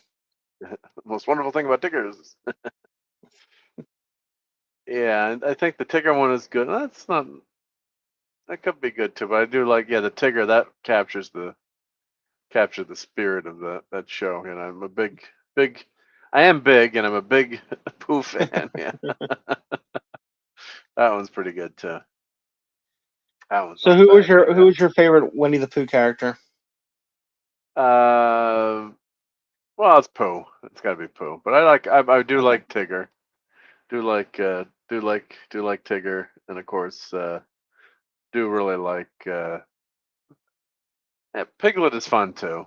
They're all Owl's kind of annoying, but yeah. who can't? You got Pooh and Tigger are the mainstays, but Eeyore is just God, he's fun too. Eeyore. Yeah. I was really lucky in the like 2006 to 2010ish. I actually taught at the school. I only had them because at this point I was a supervisor. But you know who Jim Cummings is? Yeah, the voice of Winnie the Pooh. He was at yeah. Well, he was I should have bought a picture from. I might be able to hook you up, dude. We'll talk off air. But yeah. I got to know him pretty well. He was living in New Orleans at the time, and his girls came to our school. And dude, and I was like one of the only people who knew who he was. I was like, oh, no way. Yeah, I was like, oh, what do you think Darkwing Duck would think about this? And he would laugh, and he would do the voice for me, like I was 7. And awesome. But my littlest nephew, my boy, I was at that time. I just started living with him and raised him. He was at school with me, and he knew exactly who Jim Cummings was, and he was amazed every time he saw him. He'd be like, "Can I go bother Mr. Jim?" I'm like, "You can go ask Mr. Jim one question if he's not talking to an adult." It'd be like. That's awesome. Yeah, no, I love Jim Cummings. Yeah, but he would come. I saw him at the end of the con. I was like, I already spent like all the money I'm supposed to spend, but I should buy an autographed picture. They had that table there, and I did show him on the Geekery that all those pictures, and he was on. Had any of the characters he did that you could pick. I'm like, oh, there's some cool Pooh pictures. I'm like, I should have, you had him sign one, but. Maybe next year I'll talk to Pat. Yeah. Yes, hail to Matthew Condo. Says good morning, Mark and Pat. Yep. Thank you. Hey Matt, how are you, buddy? My sister got to know him really well. I mean, he's in his 70s now. His girls are obviously well grown, because my boys are almost all grown. And he stayed in contact with her because she was the theater teacher, the summer camp coordinator. So nice. Yeah. But I'm glad to see, he had a little bit of trouble there for a while, but stood up for himself. He didn't do anything wrong. He's a great guy. And I'm not just saying that because I'm a friend of his. Because I'm not even really his friend. I'm an acquaintance of his. But he had a little rough go there for a little bit, but I'm glad to see he's back working again. I really would love to see a revival of Darkwing Duck. I think it would be Yeah, a lot of not people just love cool, that but show. I think it's time for it. Yeah, man. You know. Yeah, I didn't watch that show. I mean, I should say didn't watch it. But I've watched a few episodes. But I know for a certain generation or age, that was like a super popular. Like one of my friends from the comic book shop in town. I know he loved just loved Darkwing Duck. Just love I was Darkwing Duck. probably a little too old for it, but I was one of those kids that, I played football and I played Dungeons and Dragons. I did geek stuff, but I also, was kind of like a person who was like, I don't really care if you want to make fun of me because I'm watching cartoons. Yeah, But yeah, I think Darkwing Duck came out like in the mid 80s, and I was in yeah, his probably like 80s. Yeah, high ninth, school. 10th grade. Yeah, or early high school maybe. And I didn't care. I watched it anyway. So I'm gonna do an unboxing, formal unboxing of this in a separate episode. But Good. yeah, you can see the 1, 2, 3, 4, 5, and all the accessories. Who put Sydney Sweeney there? But yeah, so this, I mean, I usually despise the boxes where you can't see the characters. But for something like this, I think this does kind of work with this great box art. You can actually display the box and have the characters in front of the box. So I'm not gonna unbox them now. I apologize, but keep watching. We'll we'll do that. One of my toys in the attic shows. But yeah, so they have all the accessories here, and of course it does make it a lot cheaper for them to not have to do that gloss, the blister pack. But I think most of these big sets, I'm trying to remember like the old Avengers set that I got. Well, sometimes they'll do them where you can see with the blister, I have to say. But the nice thing, it actually came with an outer box, and this is from Hasbro, and they kept it in this outer. Oh, here we go. Show yes, this is actually Hasbro. I'm like, wow, Amazon put it in a separate box, but no, it was actually a Hasbro box. But they, to help collectors, we want to have a pristine box. We don't want to get it crushed. So thankfully, a lot of times I order an action figure from Amazon and it'll come trashed, or this one was actually packed pretty well. But yeah, see the wrinkle there. Oh yeah. Ugh. Yep. So I don't know how would you even wrinkle that? I'm probably gonna open this one up anyway, and it's it's the 20th anniversary, so it's not like it's. But if that was an original one, you were a collector, it's that kills the Yeah, it's value. really one of the reasons why you like to find stuff out in the wild. It's not just the fun of hunting for it, Yeah, but you want to keep it pristine if you can. Pristine, yeah.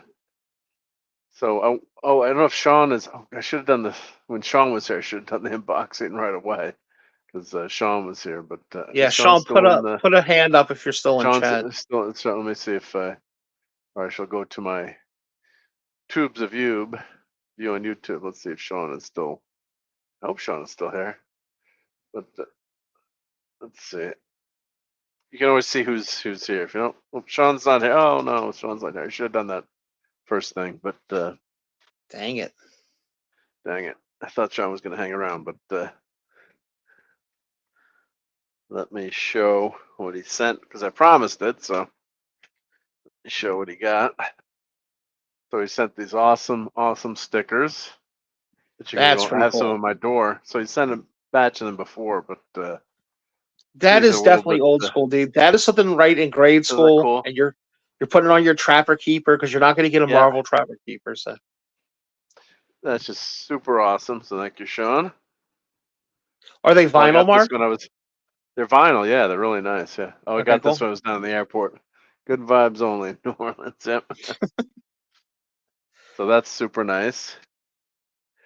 And next time Sean comes back, I'll show these again, or I'll do another separate video, I guess. But yeah, or you could do a short, buddy. Oh, there you go. I'll do a I've short. owned that. Yeah. JT Kirk, which is awesome. Playmates, buddy. Can't beat that. Yeah, the Playmates canceled Playmates line. Didn't last. They're still doing the ships, but Sean could have just sent like one thing, So he sent. Dude, just the stickers would have been nice. Yeah. So he sent Khan. Not only did he send Kirk and Khan, then he also sent Spock. Well, there you go. So all three. So that's so nice. Good. He comes with the Sean, isn't it? radiation gloves. That's too anonymous. The radiation gloves. Yeah. Yeah, not too scary. Yeah. So that's super nice. Yeah.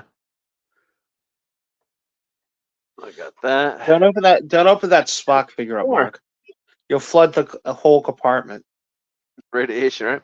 But there's more. And then he sent me a thing, which Whoa. Wow, That's dude. So is that one of the reaction figures? Oh, no, that's the Kenner that they're redoing. Well, it's not Kenner, but they put Kenner on there, even though it's okay, but it's the remake. Okay, it's the remakes, yeah. But it's supposed to be like a retro. And dude, I'm not gonna lie. I like it. I like it a lot. I like the simple throwback figures a lot. Art is great. Yeah, I mean they don't have articulation, but a lot of these, I think, most of these I leave in the box because the artwork is so cool. So with the figure, like I've shown this. So I've got Thor on my wall here. Look how good the artwork is. That. So the figure's not. I'm not gonna. The figure's good for the size, for the scale. Right. But the art combined with the artwork, it's like, oh, that's super cool. Yeah, I love that. I think we were off air, weren't we, a couple weeks ago when I was talking to you and Tom about how I wanted to go back and get all the Jaws reaction stuff, and I went and looked for it. It's about $1,000 to get it all now if you want to get the ship and the. Oh, there you go. Hail to Phantom Outsider. Great to see you, buddy. Hey, buddy. And guess what about that one for the figure? Why don't you get Iceman and Spider-Man and they can be roommates? Yeah. I love me some Firestar, yep. So, yep. Spidey and friends. So, she's on my wall, too. Thor's watching over. Yep. So, yeah, but this is a great figure, this Thing figure. It's pretty cool, yep. And so there's more, right? Then you go in, there's more. Wow. Are you marrying his daughter? Is this your dowry? That's a complete collection of the Internals by Jack Kirby. Wow. Now, how cool is that to send? That's awesome. That looks better than the movie. Guess what it is? Yeah. I have a couple of these comics, but this is so nice to be able to read this all in one. That's really cool. Yeah, that is really cool. That might be the coolest thing yet. So that's awesome. And they got the covers, trade paperback. They always got the cover in there. Right. But that's awesome. Yeah.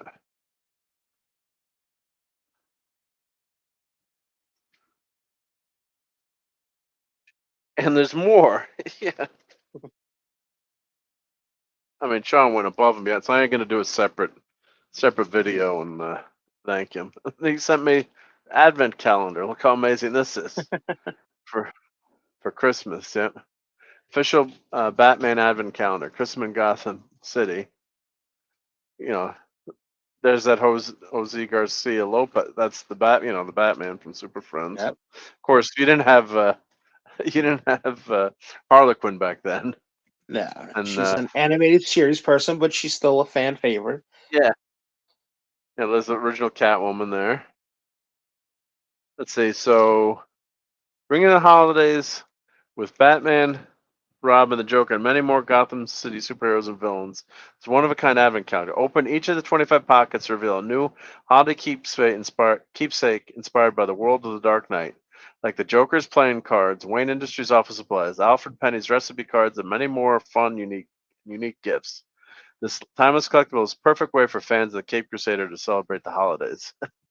Why don't we open the plastic up and see? I got to know. Okay, but you can't open up number one until December. No, yeah, no, I'll never do that. Yeah, that's bad luck, bad karma. Hail to the Tetrarch of Apathy. Back before things went crap. Hail all. Yeah. The pics they used near the title. Yeah. For the main characters, would have been nice if they used pics from the comic book covers. Yeah. Let's see what. Yeah, obviously not going to open. Oh wow. That's beautiful, though. Yeah, so I guess it doesn't matter what year it is, right? Because you have the 25, 24. That's right. Yeah. That's how those work. So you can be, it can be. There's no dates on here. Yeah. Oh yeah, look at Barbara Gordon there. Yeah, there's some great artwork on here. Wow, that's cool. What a cool. I like how they're all over the place too. That's pretty cool. Yeah, in different sizes. Yep, 24. I'm not gonna open. I almost don't want to open it. I'm not gonna try. I'm just gonna see if it's glued, so you can. Mark's I'm not gonna gonna look. Mark's all right. So it's gonna get a sticky penknife out when he opens them. Yeah, it's the sticky glue. So like the 3M glue. So you got. No, I just would hate to rip all these envelopes up because you want to No, I understand. keep it. Yeah. So wow, that's super amazing from Sean.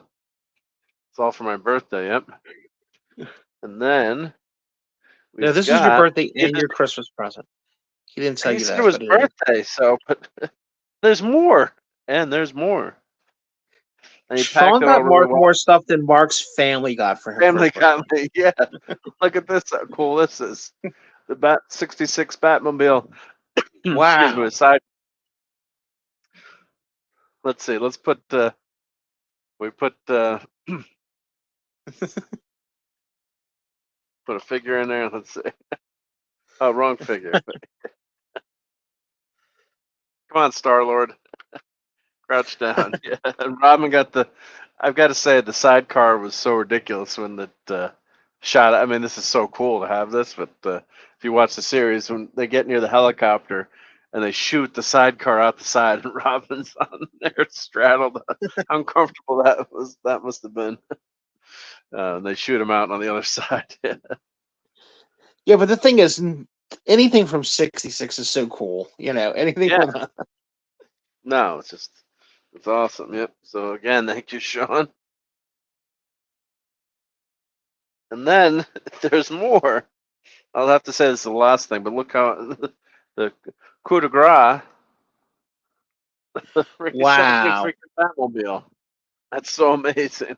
Wow. Yeah, beautiful. Yeah. The McFarlane Toys Batmobile. It fits the figure. So I might actually have to open up my Batman and Robin and put them out in here because this is the world's greatest Batmobile. I mean, it's the Put best.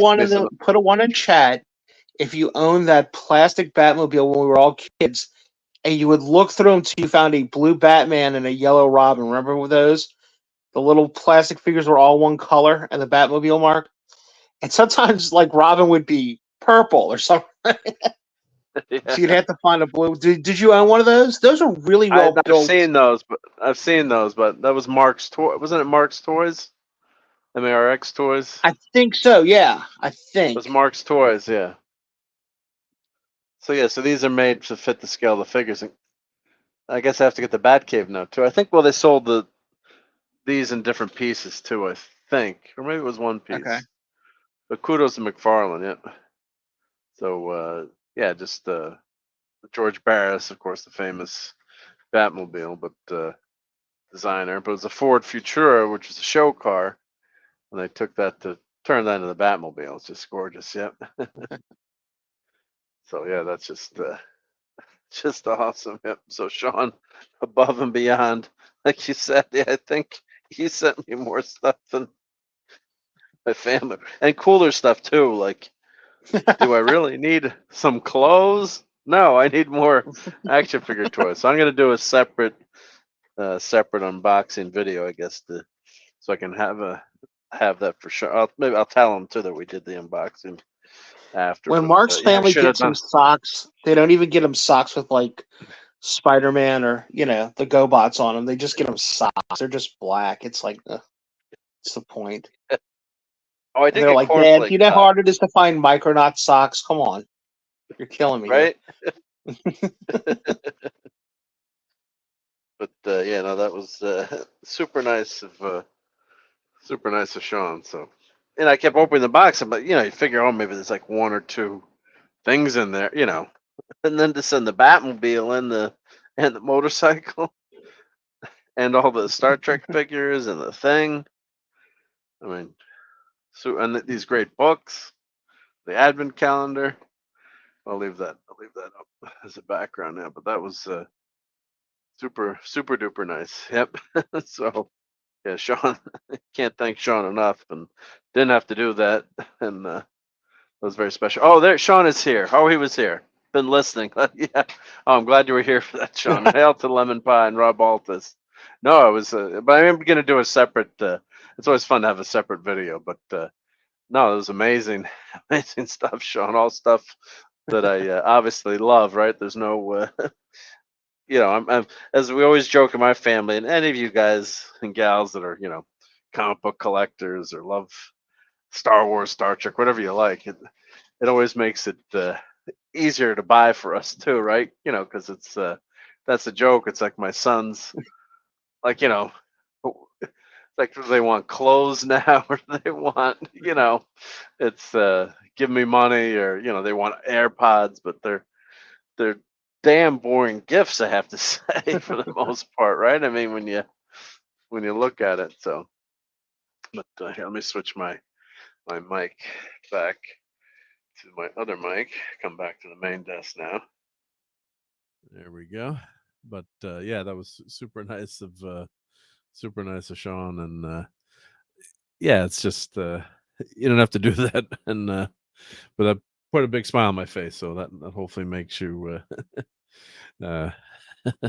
gives you that that's the fun thing about giving gifts, right, Pat? It's like when the reaction, like you especially get your kids a gift, or a friend a nice gift, and see how happy they are. That's that's awesome. Yep. Oh, absolutely. Yeah. Yeah. And you've made a hit and when you've had a miss. So. Oh, and actually, I got a couple more things to show. Some, and hail to Admiral Teague. Great to see you. Saving Star Trek. Check it out. Yeah, don't. The new Strange Nude Worms ornaments that are out from Hallmark, and my unboxings are piling up, so I got to get back into this groove of YouTubing more often again. I did buy this on clearance. Okay, how much was it? I think it was $10. Okay. Right, these toys are not selling obviously for the Flash, but I wanted the Batwing, and it's a modernized version of the Batwing. But that's pretty cool. So I got to do an unboxing of that. The figures, Batman has no cape, I guess. Like, is there a cape box somewhere? It's like, got that. Where'd you get it from? It was Amazon. Just had it on the list, and I got this a while ago. Unfortunately, I was going to do this unboxing with Mike, but I'll just have to do that obviously solo now. But I did buy the new Playmates series. They said they're going to keep doing ships. It's like, could someone please do a Reliant? I mean, obviously not a Reliant. And I think the original one saucer? I don't think the saucer separated on the original one. Oh, I don't think so at all. No. As a matter of fact, I'm almost 99% sure it did not. I mean, I have it, but I don't think it. I'm trying to remember now. So I got to do an unboxing on this one. So I bought these years later. Called Caldors. It was like kind of like a Kmart. It was like a chain of like 25 stores.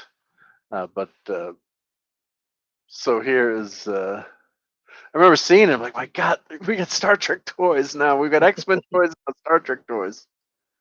So we'll have to do a video on this. But this looks pretty damn good. And I've got like 3 or 4 of the originals. So I'll have to put the original side by side. I hope they fixed the base. Did they fix the base? Well, it's a different base. So, and I also have. Oh no, that's the classic TOS. Maybe they did the same base, but the bases would always snap on these. Yeah. And one more thing to show. I got this from Jonathan. Gave me this. Oh, Teague became a member. Awesome. Thank you so much, Admiral. Welcome. Jonathan was giving me a few things at Clobby, so okay. This is one of the things he gave me. So to remember Mike by. So course, anything Fantastic Four. So this was the famous covers series.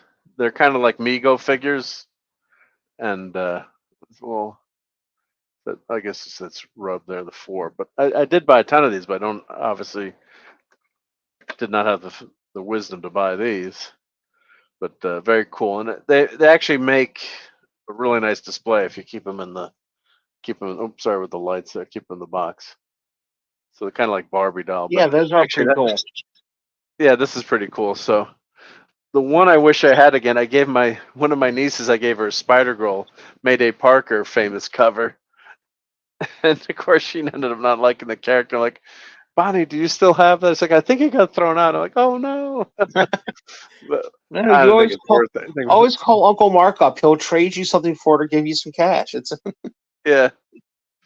So this is nice to be able to remember Mike by. yeah, So, yeah, so here's actually the Barbie. I don't know if can you see that if I go. Let me turn the light on the Barbie there. I've shown that before, but see the cables. This is not a professional studio here, folks. But there's the Barbie figure in the background there that I bought for my quote unquote daughter. That was my wife's like, "What are you buying now?" and Like, she loved it so much she left it in a box. Yeah. So, yeah. All right.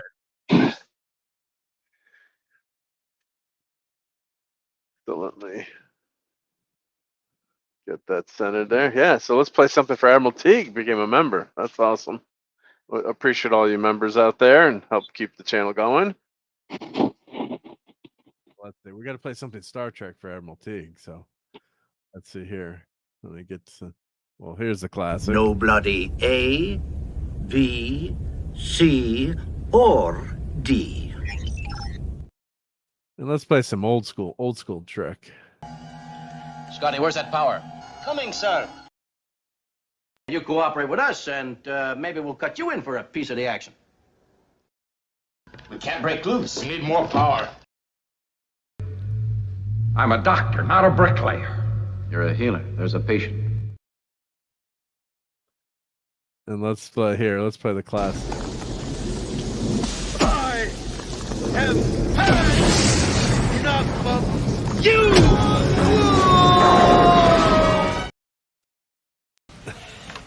Hello, computer. Just never. I got to clip more of the old TOS. So I started doing the clips for Mike and Raquel and Sunday Night Star Trek. Later, but when we were doing TOS, we weren't doing any clips. So whenever there was a good, of course, maybe thankfully it wasn't, because there's so many good clips. Like this is one of the better clips. What on earth is that? Yeah, we always go to this one. Construct a mnemonic memory circuit using stone knives and bear skins. Why not, right? Yep. Whenever something goes wrong, it's like it's trying to deal with stone knives and bear skins here. Yeah. That was a shot always gets me. So and the Apple, Kirk tells Scott, abandon the cells if you have to and separate from the main, but get the ship out of it. Yeah, that wasn't actually in the original making a Star Trek book. That was always in the plans. Of course, the money was not there to do that. And they did it in TNG, and they made it like a 6-minute segment, kind of like oh, Courtney's here. Oh, you saved the show, Courtney. Now we're gonna have everyone's gonna show up now. Are you about to end or something? No. I'm just joking, because I said Courtney might not be here tonight, but please still watch the show anyway. So Hi, hey, everyone. Mark, does this mean I can go now that Courtney's here? I'm not going to be here that long, so I might cut out, but you can get, I don't know. No, Courtney, I told Mark today, I'm like, dude, I got to get up and go to the urgent care tomorrow about my ear, because I have an ear infection like I'm 4. And he's like, yeah, just do an hour, just hang. Well, and I said, I'll cut out when the acolyte starts, because I know nothing about that. And like I normally do, an hour and 52 minutes in. So yeah. I'm so good at leaving you got to go early. Phil. You got to go early. So yeah. Hey Phil. Hell. Yeah, I can hang for a little bit. I'm actually walking. I'm walking into a store because I'm finally free for a moment, and I figured I'd just hop on because if they have any like toys or anything, I'll just show Courtney's them. always on the move, man. Well, All right, I gang. Well, have everybody. What's everywhere. I have people everywhere. I just dropped my dog off because I had him for a while. He's back with his dad. So, You're an and important now I'm person. driving back home south of Denver, and then I'm going an hour south of where I live to my friend's house. Gotcha. Well, listen, before I go, I just want to remind everybody, if you're missing the different hangs that we had, of course, it's never going to be the same with our buddy Clobby gone, but I am very impressed with Nick's new show that I think he did his third or fourth Friday night, Clobby's comic book shop this past week. Now that Loki is back home and has power, I'm sure he'll do the Clobby's comic book roundtable on Thursday and Wednesday. That's Wednesdays. on Wednesday, yes. And who was our third one, Mark, or was there just two? Am I thinking of somebody else? Or maybe somebody hasn't announced anything. Anyway. I mean, of course, J-Man, of course, is continuing the Legion. Yeah, show. J-Man has his homage. So does Tom Fantastic at the beginning Four, of his After Dark shows and everything and all. And so if you're missing everybody, you're looking for them. You know, if it's not here on Sunday night, which you should be, but if you're missing, like, oh man, I miss those Monday nights like I do. Monday nights, dude, that muscle memory. I'm still going.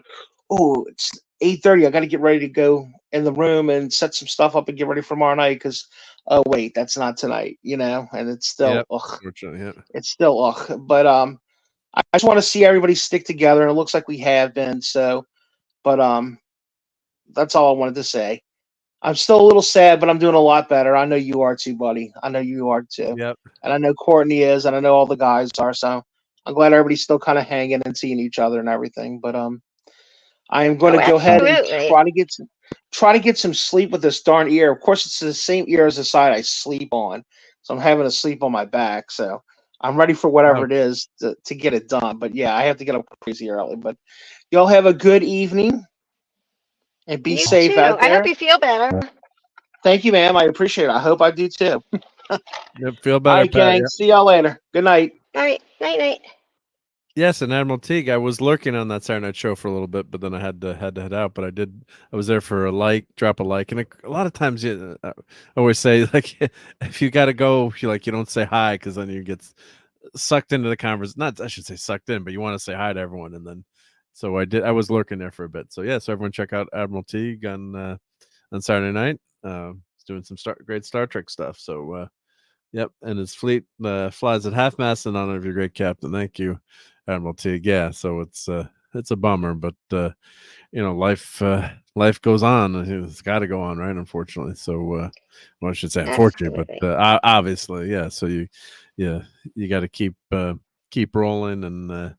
I'm sure Mike would all want us to have fun and still hang out and be friends and talk about all the stuff that we love, right? That's why he was on almost every night on the YouTubes. I think Tuesday night his only night off, I think, and sometimes he'd come on Toxic Tuesday, but I think Tuesday night was probably his only night that he wasn't doing something. So, but we loved it, we all loved hanging out. So yes, I find myself too on. I've been away and doing other things, but still it's like, 10 o'clock Eastern rolls around like, oh crap, I gotta get the link from Mike. And then there's no link. So, yeah, it's a bummer, but, I'm sure you would, appreciate us, all staying together and hanging out and having the good times, stay together with, remembering your friends. Yep. So yeah. So yeah, it's hard. It is, especially when you get so used to it. But he would want you to keep doing this. If you stopped, you know what I mean? Like, you can't stop. Yeah, can't stop. Yeah. But I do. I miss, like, just randomly, like, any night of the week I could find Clobby somewhere. And I wouldn't necessarily stay and watch all the streams because I'm all over the place on YouTube, but Yeah. I'd always like pop in, and he'd always like, "Hi," you know. He's just such a nice guy. Yeah, I could go in and have some fun for a few minutes. Yep. Yep. And then yeah, if you got something to do, or you'd be like, sometimes I watch the shows like the radio, lurking, which is fine too. Anyone out there lurking? That's what makes YouTube special is with the chat, obviously all hanging out, but it's also you can just watch it as a radio show. And the one thing that's so cool about the chat is because everyone, and then you start engaging in the chat, and then if you're at work or something, you can't. So but that's also fine to lurk too. But let me play this clip from Cloudburn Times. This was his anniversary show, and unfortunately about a month before he passed. But this is a clip that I cherish.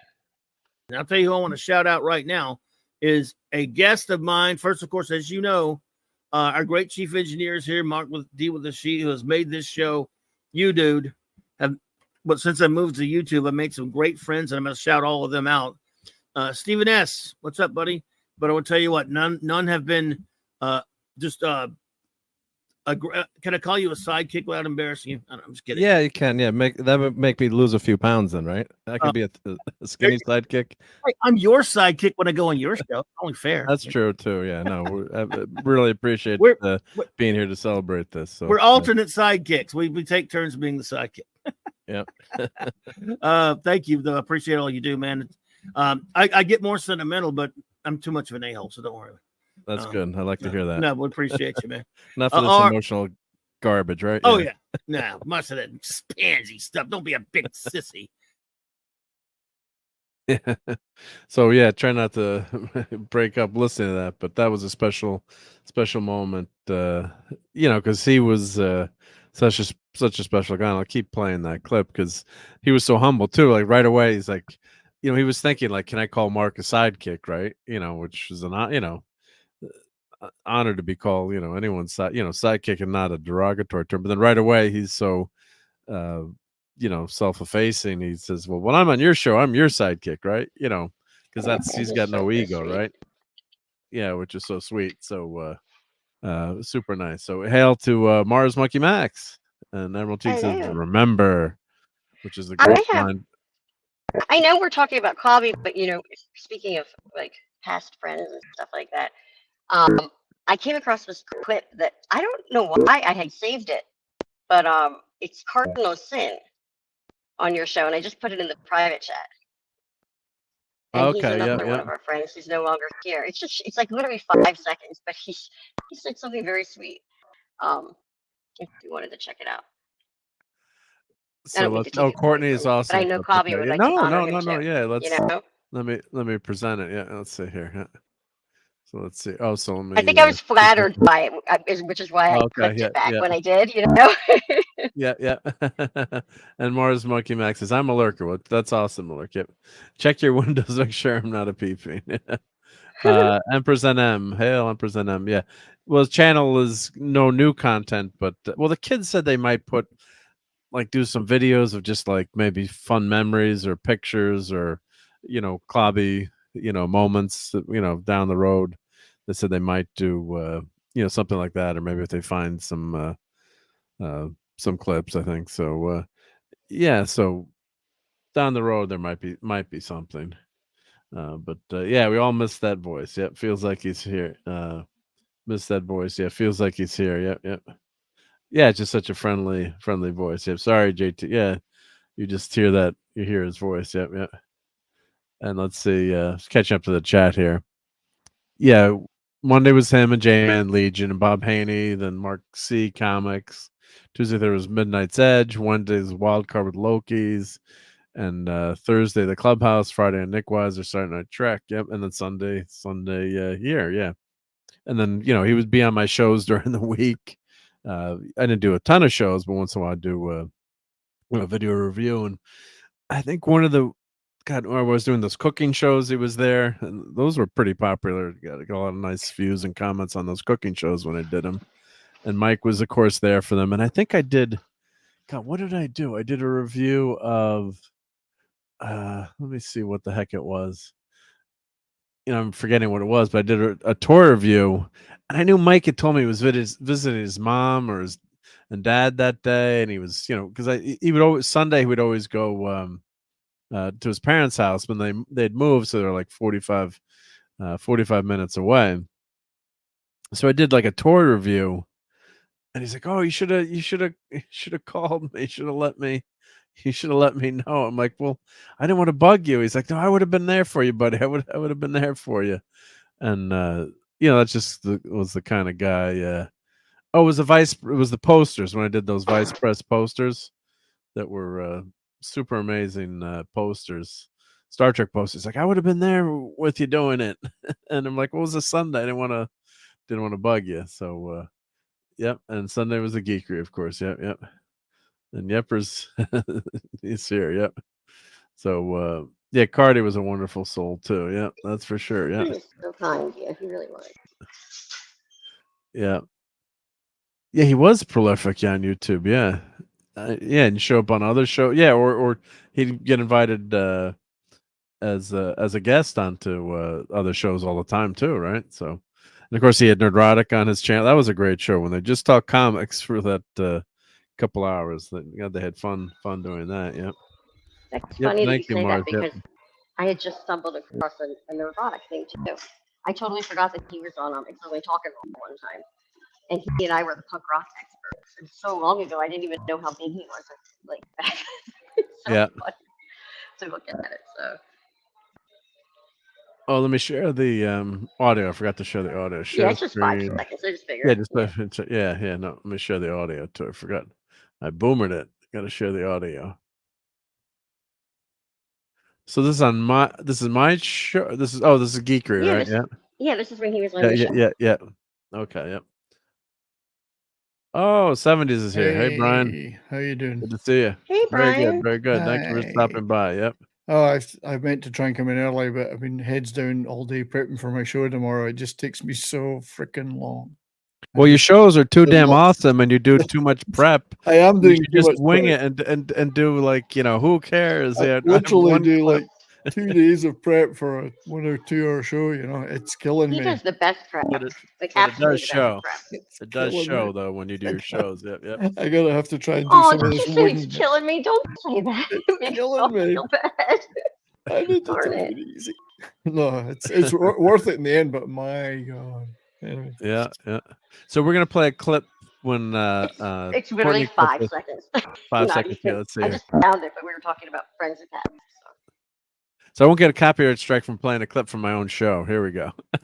So that's great to. She's to talk awesome. Courtney. Courtney's a lot of fun. Yep, and she knows her music too. Oh yeah.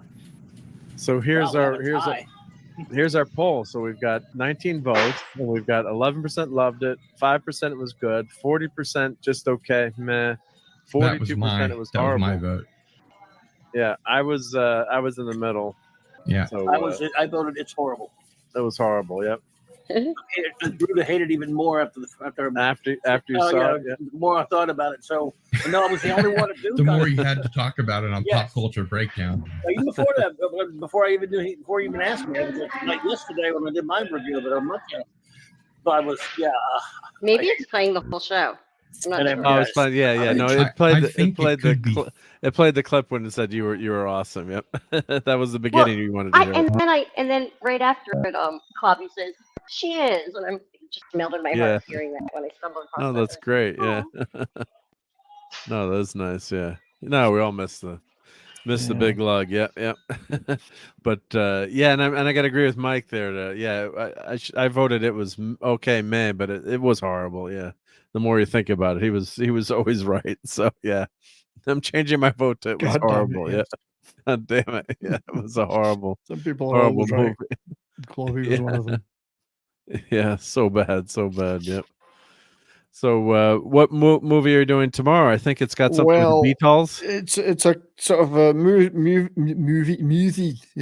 music and movie. So I'm going to talk about the Beatles in Hamburg, because some people may not know, but before they became big and famous, they spent some formative years playing in clubs in Hamburg in Germany, which was a bit of a thing. We'll talk about that on the show for British bands. So from 1960, 61, 62, they played literally hundreds of hours. Like they reckon it was 500 plus hours of club gigs in the Reeperbahn in Hamburg, which is the red light district where all the clubs were. So it really made them as a band. Absolutely made them just this rock solid band. One of the movies that talks about that period is a movie called Backbeat, which is a British independent movie, which starred Stephen Dorff, Cheryl Lee, and Ian Hart. But it's about the Beatles in Hamburg, but it's about Stuart Sutcliffe, who was the bass player and John's friend, and his love with Astrid Kircher, this German girl that they met, and who became I thought you said Ashton Kutcher. Ashton Kutcher, yeah. You're starting to say it. John fell for Ashton Kutcher. So it's really about that love story, but it's also about John Lennon's. Because wasn't he in art school with Lennon? Yes. They were both at Liverpool College of Art, and they were really tight friends. Stu was never a musician. John wanted him in the band, and he just so happened to have enough money to buy a bass. So he said, "You're the bass player. You're the fucking bass player," or whatever he said in that accent. And so for that period in 1960, Stu was in the band. Pete Best was the drummer still. Yeah.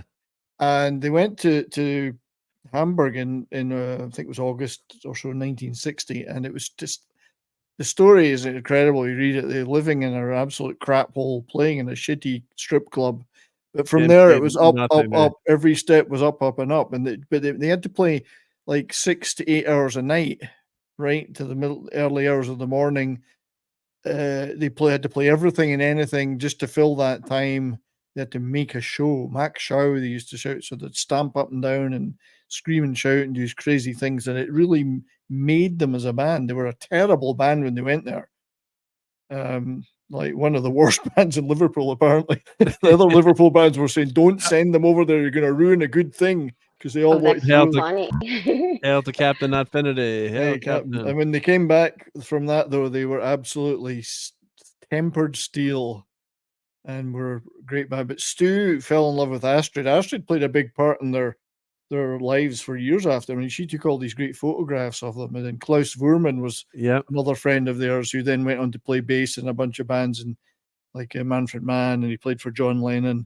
And they also did the cover of Revolver. He drew that. That's his cover he drew. So they made a lot of great friends in Hamburg.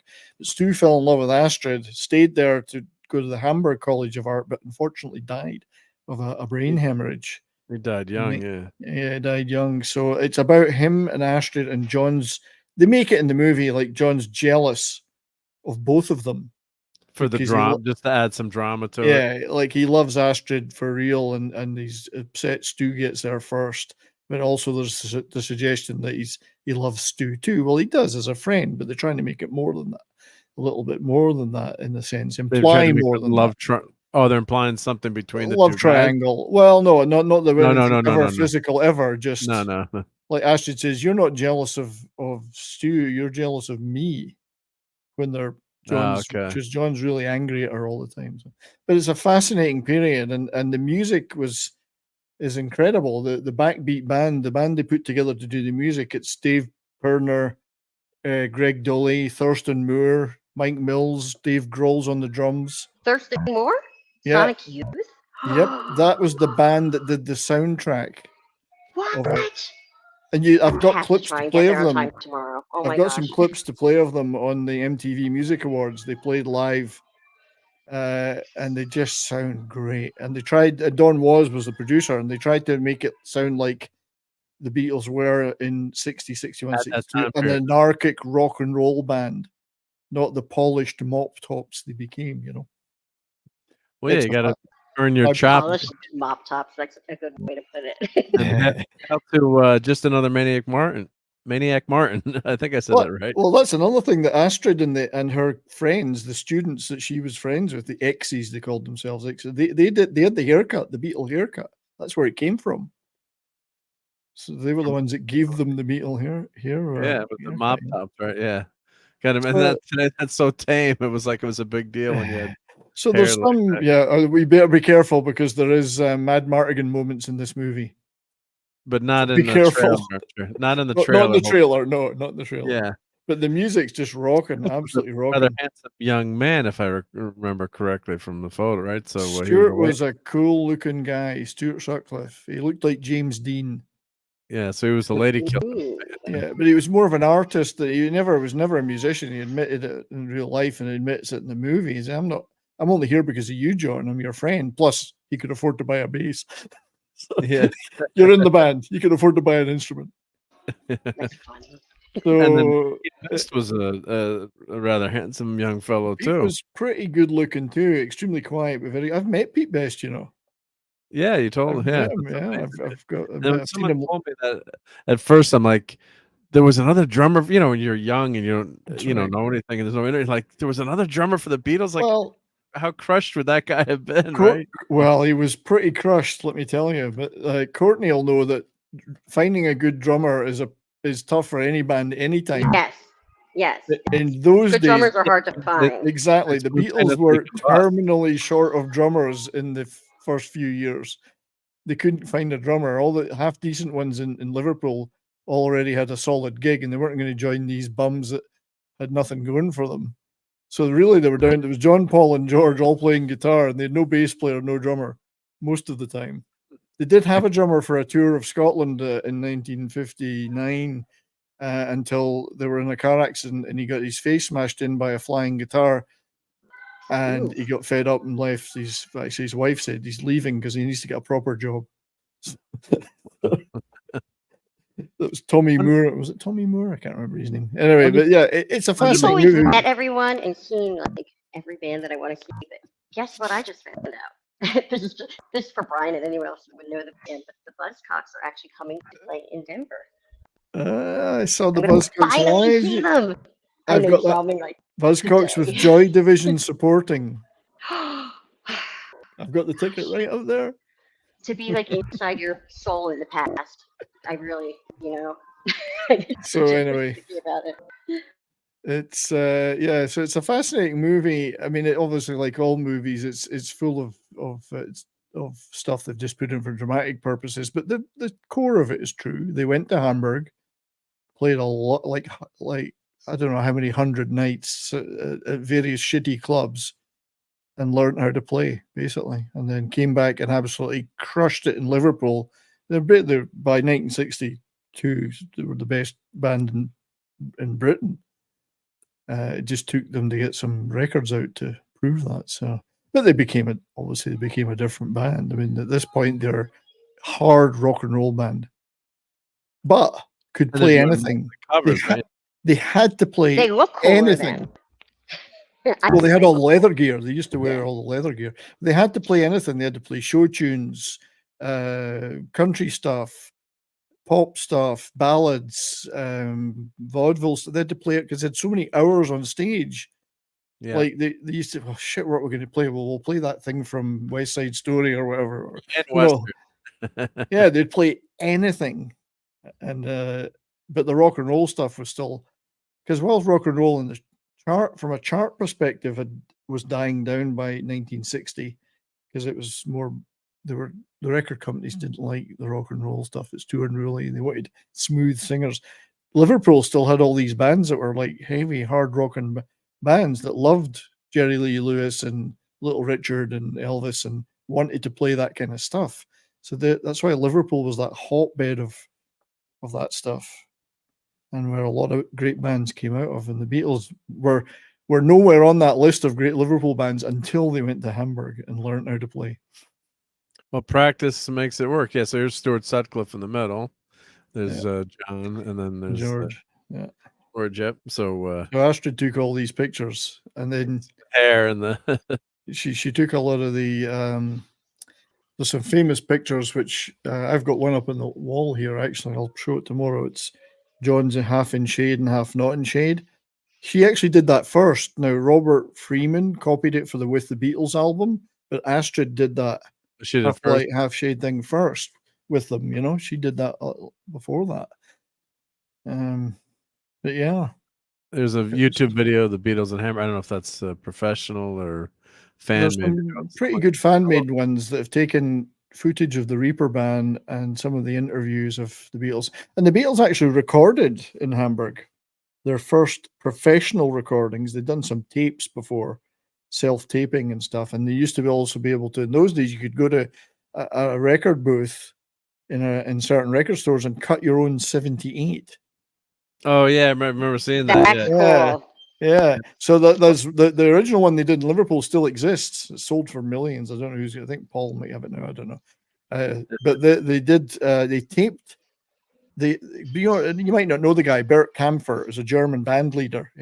He actually had some hits back in the late 50s in the US even. I think can't remember the name of the track, but anyway, that big band stuff. He worked for Polydor Records in Hamburg, in Germany, and he actually recorded the Beatles with some of it on their own. Some of the guy called Tony Sheridan, who was a British rock and roll singer that the Beatles loved, and he was playing in Hamburg too. So they did like a song called My Bonnie. My Bonnie lies over the ocean, but rocked up, and released it as a single in Germany. Yeah, yeah, exactly. But they released that in 1960 in Germany, and some other stuff that you'll hear that stuff going around now. It's on compilations and on Anthology, all the Beatles stuff they did in Germany with Bert Kaempfer. And that copy of My Bonnie, somebody went into Brian Epstein's record store in Liverpool and said, I want this record by the Beatles called My Bonnie. He'd never heard of it, and he thought they were a German band. When he actually finally got a copy, he said, these guys are playing in the cavern round the corner. So that was how it turned him onto the Beatles, was somebody asking him for that record in his record store in Liverpool. Wow. So the whole thing's quite a fascinating period. That song brought me back to elementary school music. Yeah. Well, the Germans loved rocked up standards. Very popular cool. in Germany. They loved like this When the Saints Go Marching In, stuff like that. They loved that's that. Weird though. Yeah, but they loved it rocked up, like as a rock and roll song. So, so it was a fascinating period. I'm going to do a punk rock version of Yankee Doodle and see how. You should. I'm just kidding. So I'll talk about the Beatles in Hamburg, and I'll talk about the movie, and it's a fun period. And there's some clips I can play. I can't really play a lot of music from the movie, but I do have a clip of the Backbeat Band at the MTV Music Awards in 1994. And next Thurston Moore and Dave Or Grohl. 84. Oh yeah, they're all there. Well, I can play it now because it's not copyrighted. I'm putting it on the Sonic show. Youth is like the reason. Well, it was on Kim Gordon, but that's the reason I started playing bass. Yeah, I was like 13 years old. I loved them, and I had such a crush on Thurston Moore. I gotta see if I can find this Backbeat Band. Oh, no, it's not that one. Hang on, edited clips. That's it. Backbeat Band. Long Tall Sally. This is it. Okay, so this I've tested it and it isn't. It's safe. Yep. Yeah, but I mean, obviously, forgive me if the. But this is them. I don't make any money from the advertising. Right. Anyway. Yeah. So I'm sharing this video with you.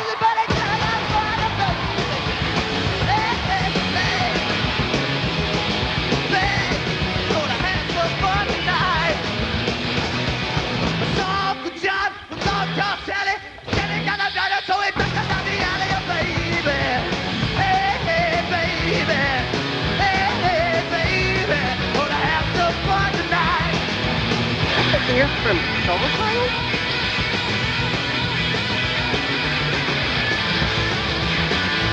Steve Grohl on the drums.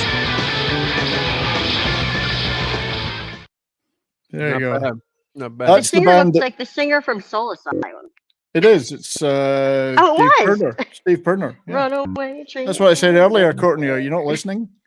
Well, I'm shopping. Dave Perner, Greg Dully, Thurston Moore playing in the correct key with the correct tone and not all over the place like Sonic Youth.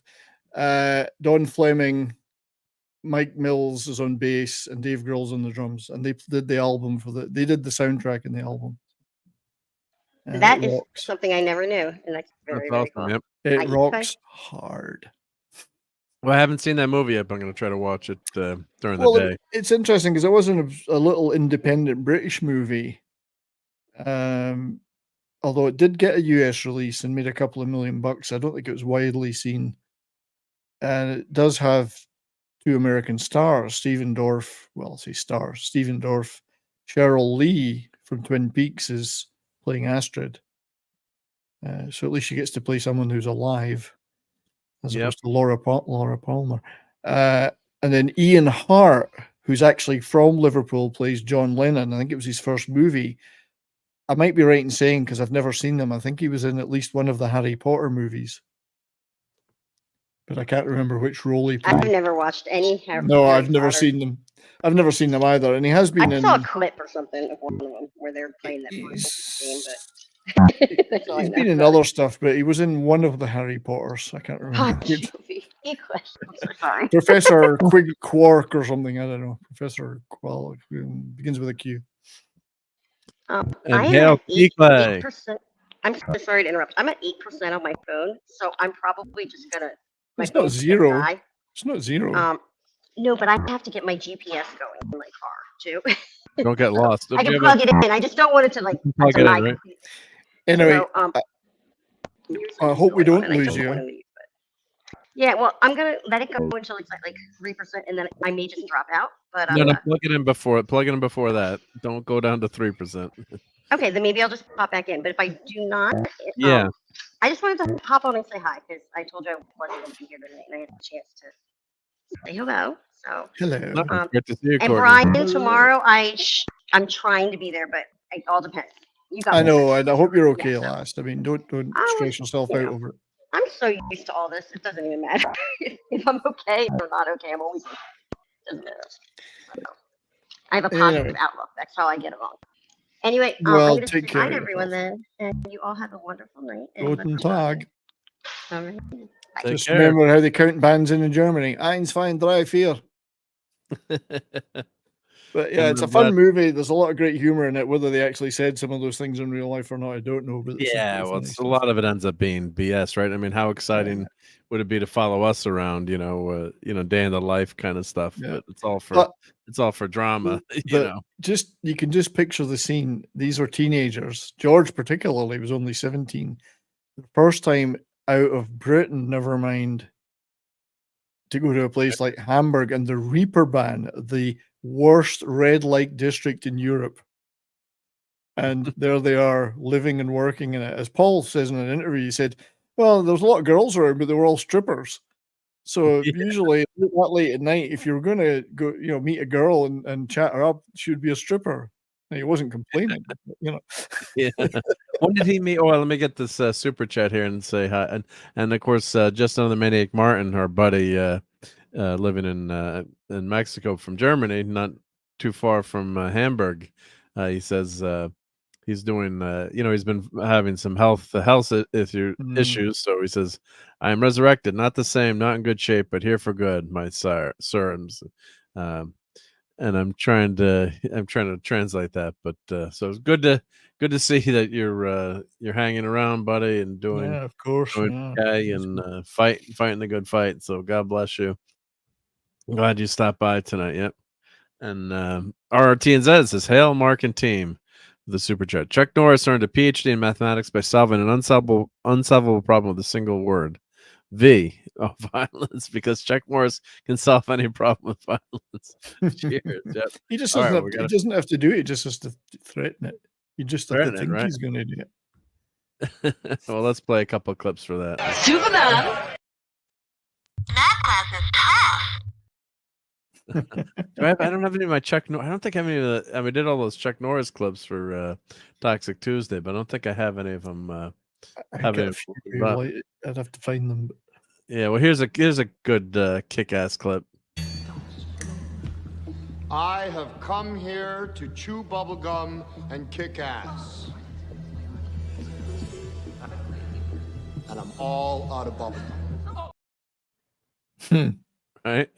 Can't beat that. That's a good one. Do you feel this vehicle is safe for highway travel? Yes, I do. Yes, I really do. I believe that. I know it's not pretty to look at, but it'll get you where you want to go. Right? That's another favorite one of mine. Yeah, Planes, Trains, and Automobiles. Yeah, can't.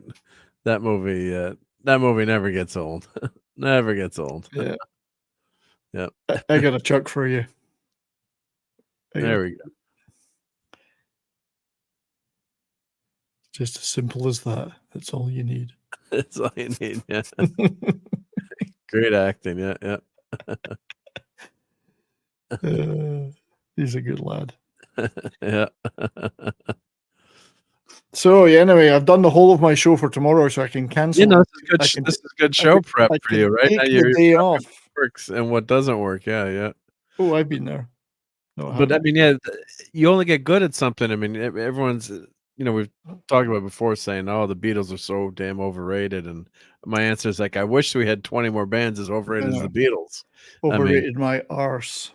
Yeah. So you might not like their music or like all that they do, but Well, they also ain't forget, overrated. I know they forget they made these freaking records 60 years ago. Although it sounds so dated. Well, Jesus Christ Almighty, they were from the rock and roll era. They started as a band in 58, 57, 58. They're not going to sound like your 128 channel overproduced, auto-tuned, heavy, whatever you get now. But most of it doesn't sound dated either. It's their music was so groundbreaking. George Martin was so good. Yeah. Yeah, I mean, of course, Love Me Do, or I Want to Hold Your Hand. Oh, those are so simple. It's like, well, how come other bands can't write simple songs? Yeah, how come the Beatles were the ones that had the massive hits with things like She Loves You and From Me to You in 1963 and not some other band, much more sophisticated band? Well, mainly because that band were still in their diapers waiting for the Beatles to show them the way, But, I mean, you play I Want to Hold Your Hand. I mean, there's some great licks in that song, great lyrics. I mean, it's not, that song maybe sounds a little old, but it's still playable on the radio. I mean, what other band? Hardly any other bands at that era wrote their own material, never mind made whole albums full of their own material. And they were competing in the charts with stuff like, ballads like Bobby Darin or you know what I mean? That kind of stuff was prevalent at the time. Rock and roll, the record companies forced rock and roll out of the way. They didn't like it. Rough. They wanted, ballad solo singers again that they could control the product. Well, the Beatles and they were nobody. There isn't anybody like them. That's why they were what they were. You don't have to like the music, but I hate when people deny their role in history and in the history of rock music. Rock music as we know it today, and all those hip bands that people go, well, I'm much more a fan of this super hip band from the 70s. They were way better. They wouldn't have done what they did without the Beatles. It just wouldn't have happened. You can deny that all you like, but it's a fact. And hail to Ezra Goldstein. Yep. And we've got Albo America who says the Beatles suck. Yeah, I wish more bands suck like the Beatles. That would be awesome. You don't have to like them or play them, but don't deny their significance in music and rock history. Yeah. And I've got these two books by Mark Lewis, and they're like the Bibles for me. This is the Beatles Chronicle, and it's every day of their career, what they did and the things they did to do it. Mark, he's the guy that did all the research for Anthology, and it became Anthology. Mark Lewis, and this one's even better. I've shown this a few times. This book here, which is actually in this format, is hard to get. You can get a sort of a paperback version, but the hardback one's well out of print. The complete Beatles recording. That's amazing. That's the one. You read that and tell me the Beatles weren't a good band and didn't know what they were doing, or they were just fluff, garbage. Yeah. Anyway, Beatles are overrated trash. He's trying to get us going, but that's just funny. Yeah, that's just that's just a lie. It's a lie. Yeah, it's just a lie. But you can say you don't like the. I mean, I know people, and you gotta sometimes any group. I think you got to listen to the album all the way through to appreciate. Today we're spoiled by all the streaming services where we can just play greatest hits. But I was just listening to the new Deep Purple record, and I probably listened to it 5 or 6 times this week, and it's pretty damn good. Yeah, I've listened to it on YouTube, some of it. Yeah. I mean, there's not every track is great. I mean, some is like quote unquote filler, but there's maybe 3 or 4 really good songs on there that are, they're not anywhere near their classics. There's no smoke on the water. Yeah, but you can't. Yeah, I mean, it's a different. Yeah. You can't. But that doesn't recapture. happen. Yeah, Doesn't mean happen. they're not competent and good at what they do. Yeah. So, but it's but it's fun to listen to the whole album, and then you, like we've always talked about too, you miss a lot of songs that you might not have known by hearing that whole album, or maybe a song like someone doesn't really like, but just happens to strike a chord with you to, for a music pun. Not to say that everything they did was amazing, I mean, they're like any other band. What shit? We're going to chuck this on the B side. It's crap, We're out of time. We've got to go on tour. They had their share of bum tracks, but when they were at their peak, I defy anybody just to listen to Rain in 1965 and say that wasn't ahead of its time. A track like Rain. Yeah, which they stuck on a B side, Yeah. B-side Paperback Writer, that was not on a regular album. That was only at and yeah, it was it was on a British album, but on America was only on that special. Rain was never on a British. It was one of these ones they just will stick it on a B side, Yeah, but like Paperback Writer, though, I think that was on an album. Yeah, but what album? No, but it was on a British album. But then in America, it was on the album where they one of their last pictures when they're all standing up with the beards and the hats. So what? I think. Well, what they did, and so the British albums up to the albums were different up until, was it Rubber Soul or Revolver?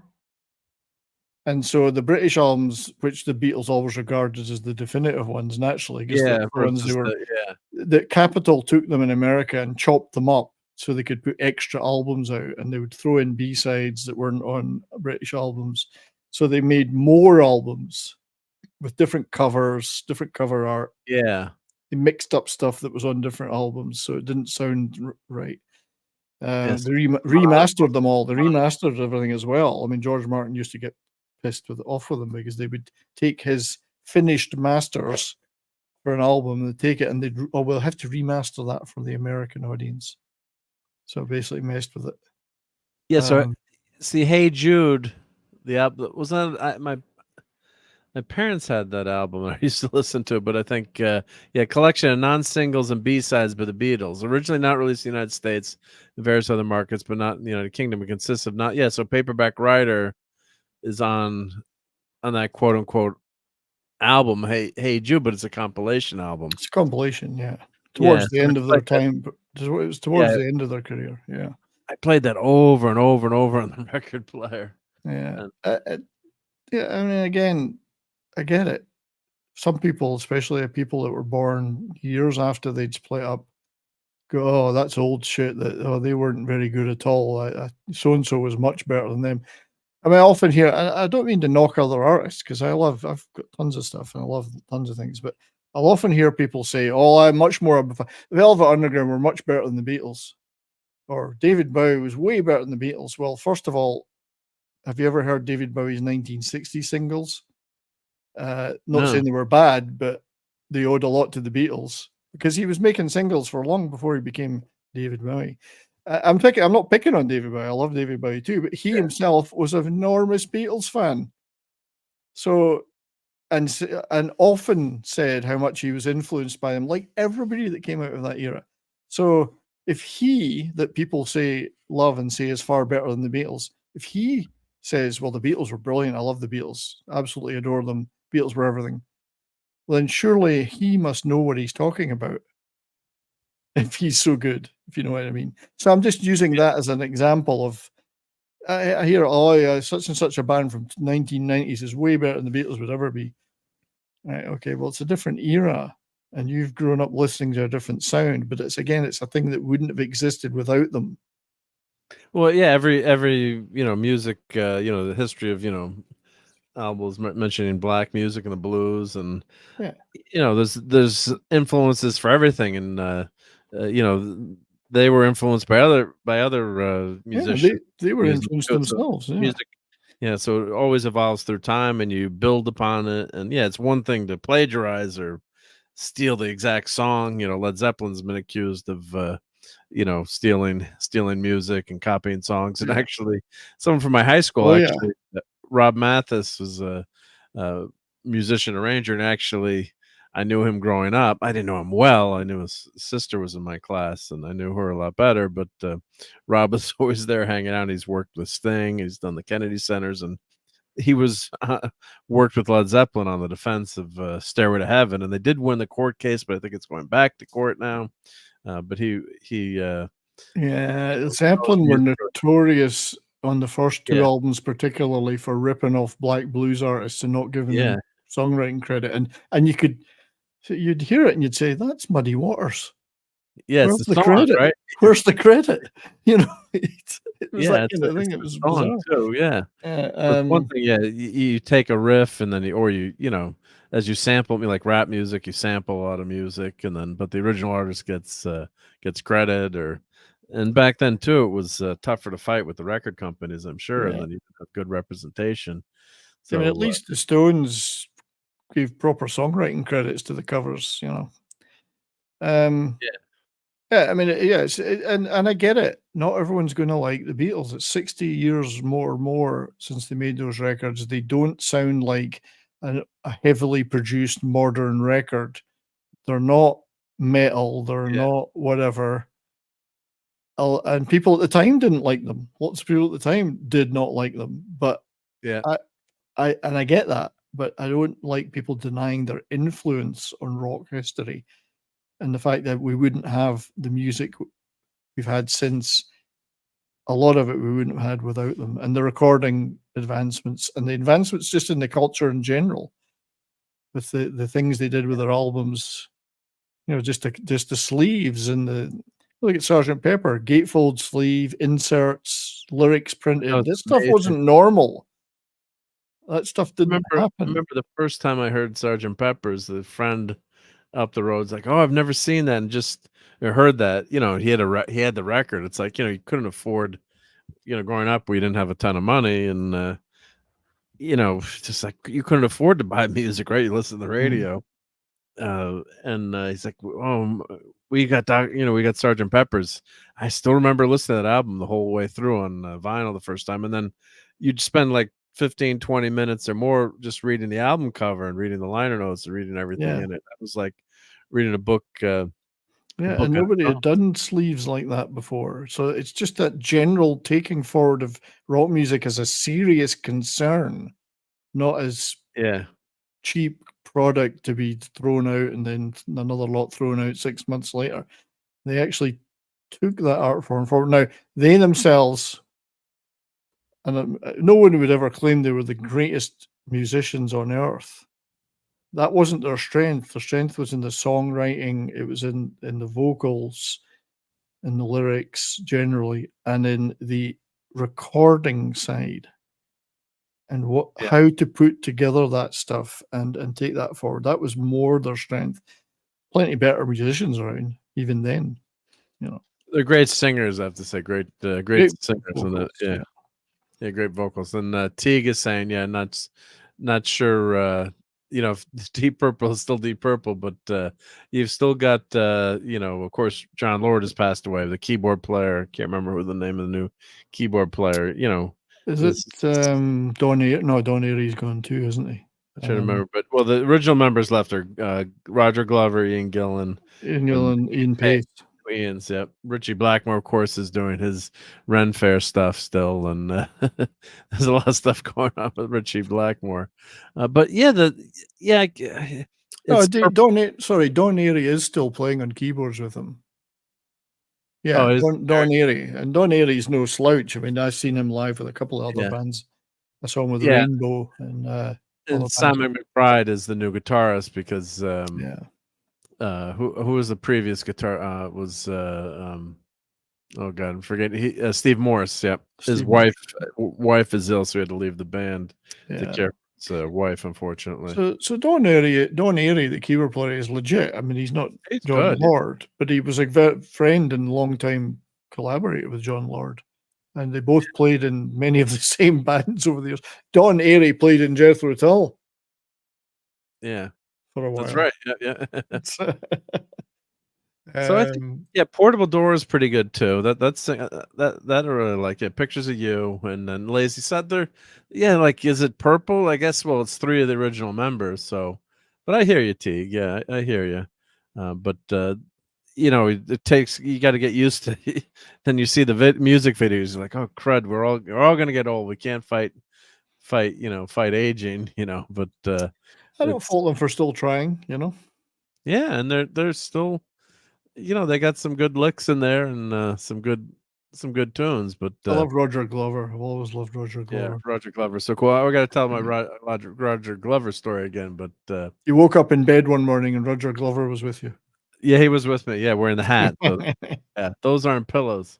But my he lived in my hometown, and my sister, really good friend of mine, Rob, who was a big huge, massive Deep Purple fan, heavy metal, you name it. And his sister called him, said, Rob, she was worked at a dentist's office as a dental hygienist. She's like, get down to the dentist right now and bring all your.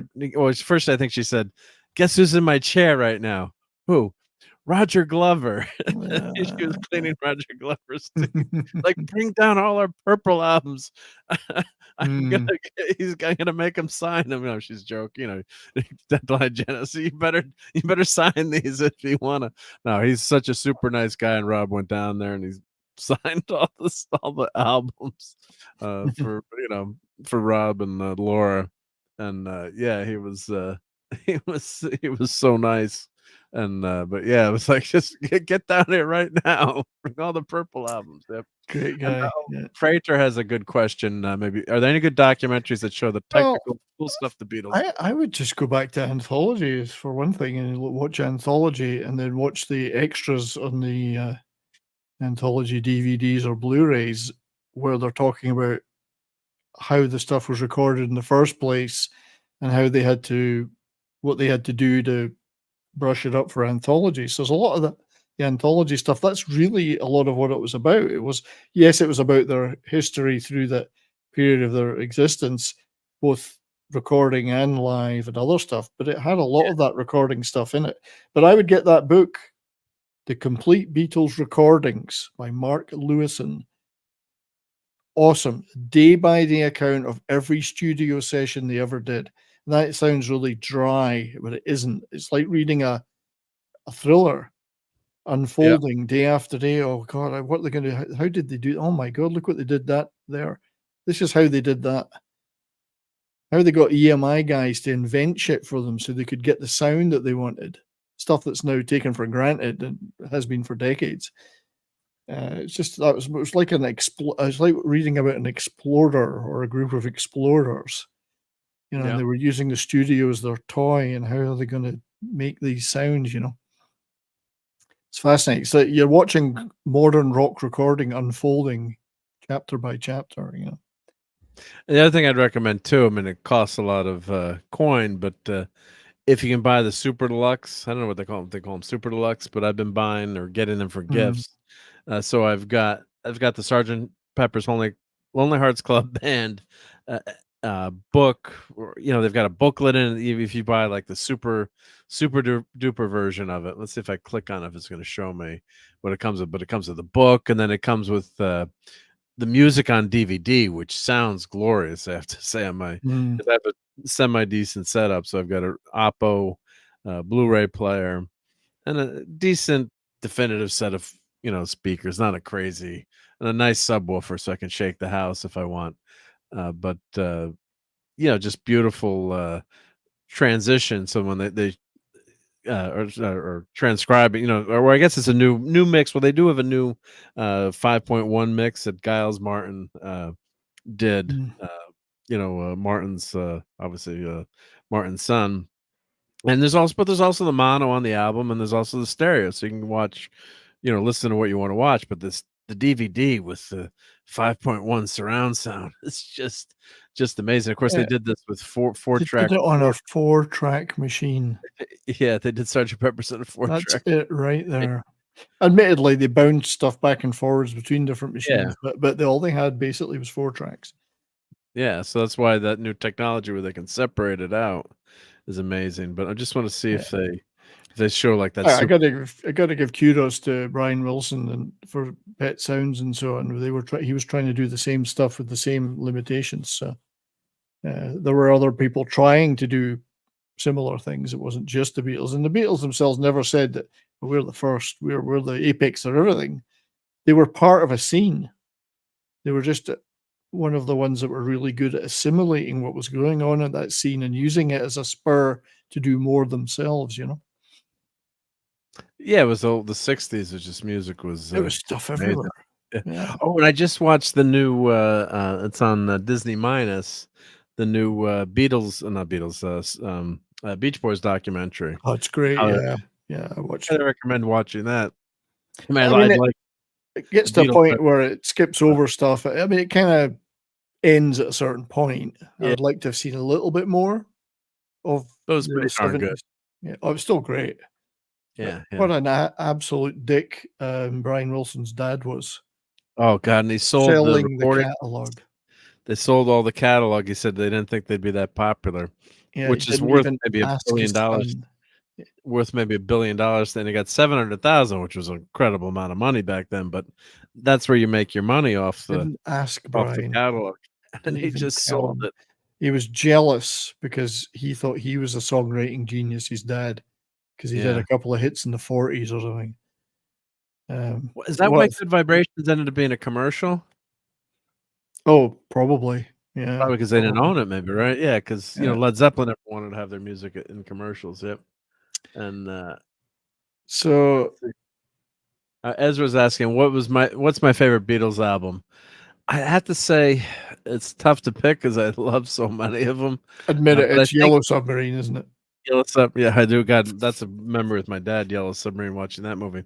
I think Rubber Soul is where the band really takes off in terms of away from the pop boy band, if you want to call it that. Even though I think their early music is brilliant too, but if you look at the tracks on this is where I think the band starts to grow up. Lyrically, particularly. Yeah, Nowhere Man. The Word, God, The Word is such a good. Michelle, his French accent's not so good. Girl is a great song. I'm Looking Through You. I mean, In My Life. I mean, how Just great it so was. Sophisticated In My Life. Yeah. If I Need Someone, Run for Your Life. So, probably not their. I shouldn't say their best, their best work, but that's where I think in this point, in 1965, this is where they take off. Yeah, I'd probably go for Revolver. That's my favorite. My favorite too. I was just gonna say with the Klaus Verman cover. Yeah, but let's look at the track listing on this one, just so everyone can see it. And I wish we could play all the music, but I know it's terrible. Taxman. Well, they're complaining too because most of their money is disappearing. And back then, the Rolling Stones went in exile. I think they were taking 99% of their 98% of their money tax. Yeah. So why work, right? Yeah. So we've talked about this before because I love the song Taxman, but the fun fact is the guitar solo in the middle is by Paul. He plays the guitar solo, which is scorching. Yeah. No, he's a great musician. Yeah. Eleanor Rigby. I mean, how groundbreaking is that song? It's depressing as hell, that damn song. But God, I've seen that grave, Oh, you have? Yeah. Yeah, in the cemetery in Liverpool that we went to. So it's next to the place where the church hall where Paul and John first met. Oh, interesting. Yeah. I'm Only Sleeping, another classic, right? Yeah. Love to You. Yeah, that's Harrison. Yeah, that's another great song. Here, There, and Everywhere. Another beautiful song. Yeah. And the inspiration for the song was the Beach Boys' Pet Sound, God Only Knows. And in the movie, the documentary, you watch it, and they quote Paul McCartney saying, "This is the perfect song." He's like, "This is the perfect pop song. You can't." And when you listen to God Only Knows, I mean, you'll never beat God Only Knows. Yeah, it's just brilliant. Here, There, and Everywhere is good, but it doesn't touch that one. Yeah, but they said that was inspiration. So that's amazing. Of course, Yellow Submarine, right there. You go. It's very subversive. That Yeah. She said. Yeah, I love that one. Yep. And then Good Day Sunshine. Everyone just left. Yep. See, now, And Your Bird Can Sing is an interesting track. I do love the version on here, but the version on Anthology, where they're clearly stoned and they start giggling halfway through because they lose place, it's freaking awesome. It's faster with more jangly guitar. You know what I mean? So it's actually a better version. I don't know why they went with this one, because I like this one, but the other one was even better. It was like the jangly guitar sound that everybody loved in the 90s. That was where that was invented on And Your Bird Can Sing. Oh, and it's about Mick Jagger as well. It's a dig at Mick Jagger. Marianne Faithfull, because Mick Jagger was going out with that Marianne Faithfull, so it was a dig at her. You've seen Seven Wonders and Your Bird Can Sing, because Marianne Faithfull was making records. Yeah. But you don't have me. That was John saying. You're not any better than me. You're not better than me. I'm a Beatle. For No One's a great track. Yeah. That's a great one. Dr. Roberts, another famous song. Yep. Yep. So just another great song. The guitars are great on these. Rickenbacker. I want to tell you, Harrison. You know, Harrison is so great too. Yep. And Got to Get You Into My Life. Yeah, a great soul song. But have you ever heard the remixes of that? Because I always felt that they overproduced it, right? Yeah, they did too much compression on it. So, and they cut out one of the guitar track that was meant to be on it. You only hear it at the very end, a little bit of guitar. It's supposed to be all the way through, and I never understood why they did that. Because when you hear the alternative versions of it, way better. Yeah, that's I always thought it was kind of a little overproduced. Yeah. So Plastic Soul, as they called it. And Tomorrow Never Knows. Yeah. Another great song. And this was the first one they recorded of the album. And it's the most experimental. They did it first. Yeah. Which is incredible. I mean, there's nothing else in 1966 sounds like Tomorrow Never Knows. Yeah. It definitely doesn't get dated, right? Yeah. No, it doesn't. Yeah. Yep. This is easily the most amazing new thing we've ever come up with. Some people might say it sounds like a terrible mess of a sound, but the song ought to be looked on as interesting. If people listen to it with open ears, it's like the Indian stuff. You wouldn't listen to Eastern music with a Western ear. Yeah, so they were not stuck on just one style too. They want to keep expanding their audience too, and their musical. What they played musically too. It wasn't just they just didn't want to be stuck in one style. I always love the story George Martin told about Tomorrow Never Knows, because he was trying to get John to tell him what he wanted it to sound like, and John said, "Well, I want it to sound like a choir of Buddhist monks chanting on the top of Mount Everest." So George said, "Well, that'll be easy then. That's okay." No problem. Right? No problem. Yeah. But I mean, that's a groundbreaking, for a song that wrote "I Want to Hold Your Hand" to get to there. 3 years later, 2 years later. Yeah. And they're doing Tomorrow Never Knows. Yeah. Yeah. But at the same time, as people are pointing out, they did singles in Britain that were never on albums around this time as well. That's where you got Rain. Tracks like that. That's why they eventually managed to fit them all into the Past Masters. A ton of stuff that wasn't on the albums. Some of it really good stuff. And hail to Joe Dog. Hey, Joe Dog. And I mean, I've seen people. Hey, if you watch that music video the Beatles did for Rain in the garden, at some garden in London, it's Oasis ripped their look off from them. Never mind anything else. Noel Gallagher looks like George Harrison in that. George has got the sunglasses on and the great shaggy hair. That was Oasis all the way. Yeah. But and of course the Beatles with their music videos too are groundbreaking, right? I mean, Strawberry Fields was later, but A Hard Day's Night and some of their songs. What's funny was that they did I mean, Hard Day's Night helped kind of invented the whole music video thing, but they ended up doing stuff like that because they couldn't be bothered to play it live. So I don't want to go around. I don't want to have to go to the top of the pop studio. We've got another hit. Let's just record this film and we can send it around the world, and it'll be on Ed Sullivan and whatever. So it was laziness that prompted them to do it. Were they the first music video, or how would you? Oh, it depends how you define it. I mean, Yeah. people were making music films long before Hard Day's Night, even.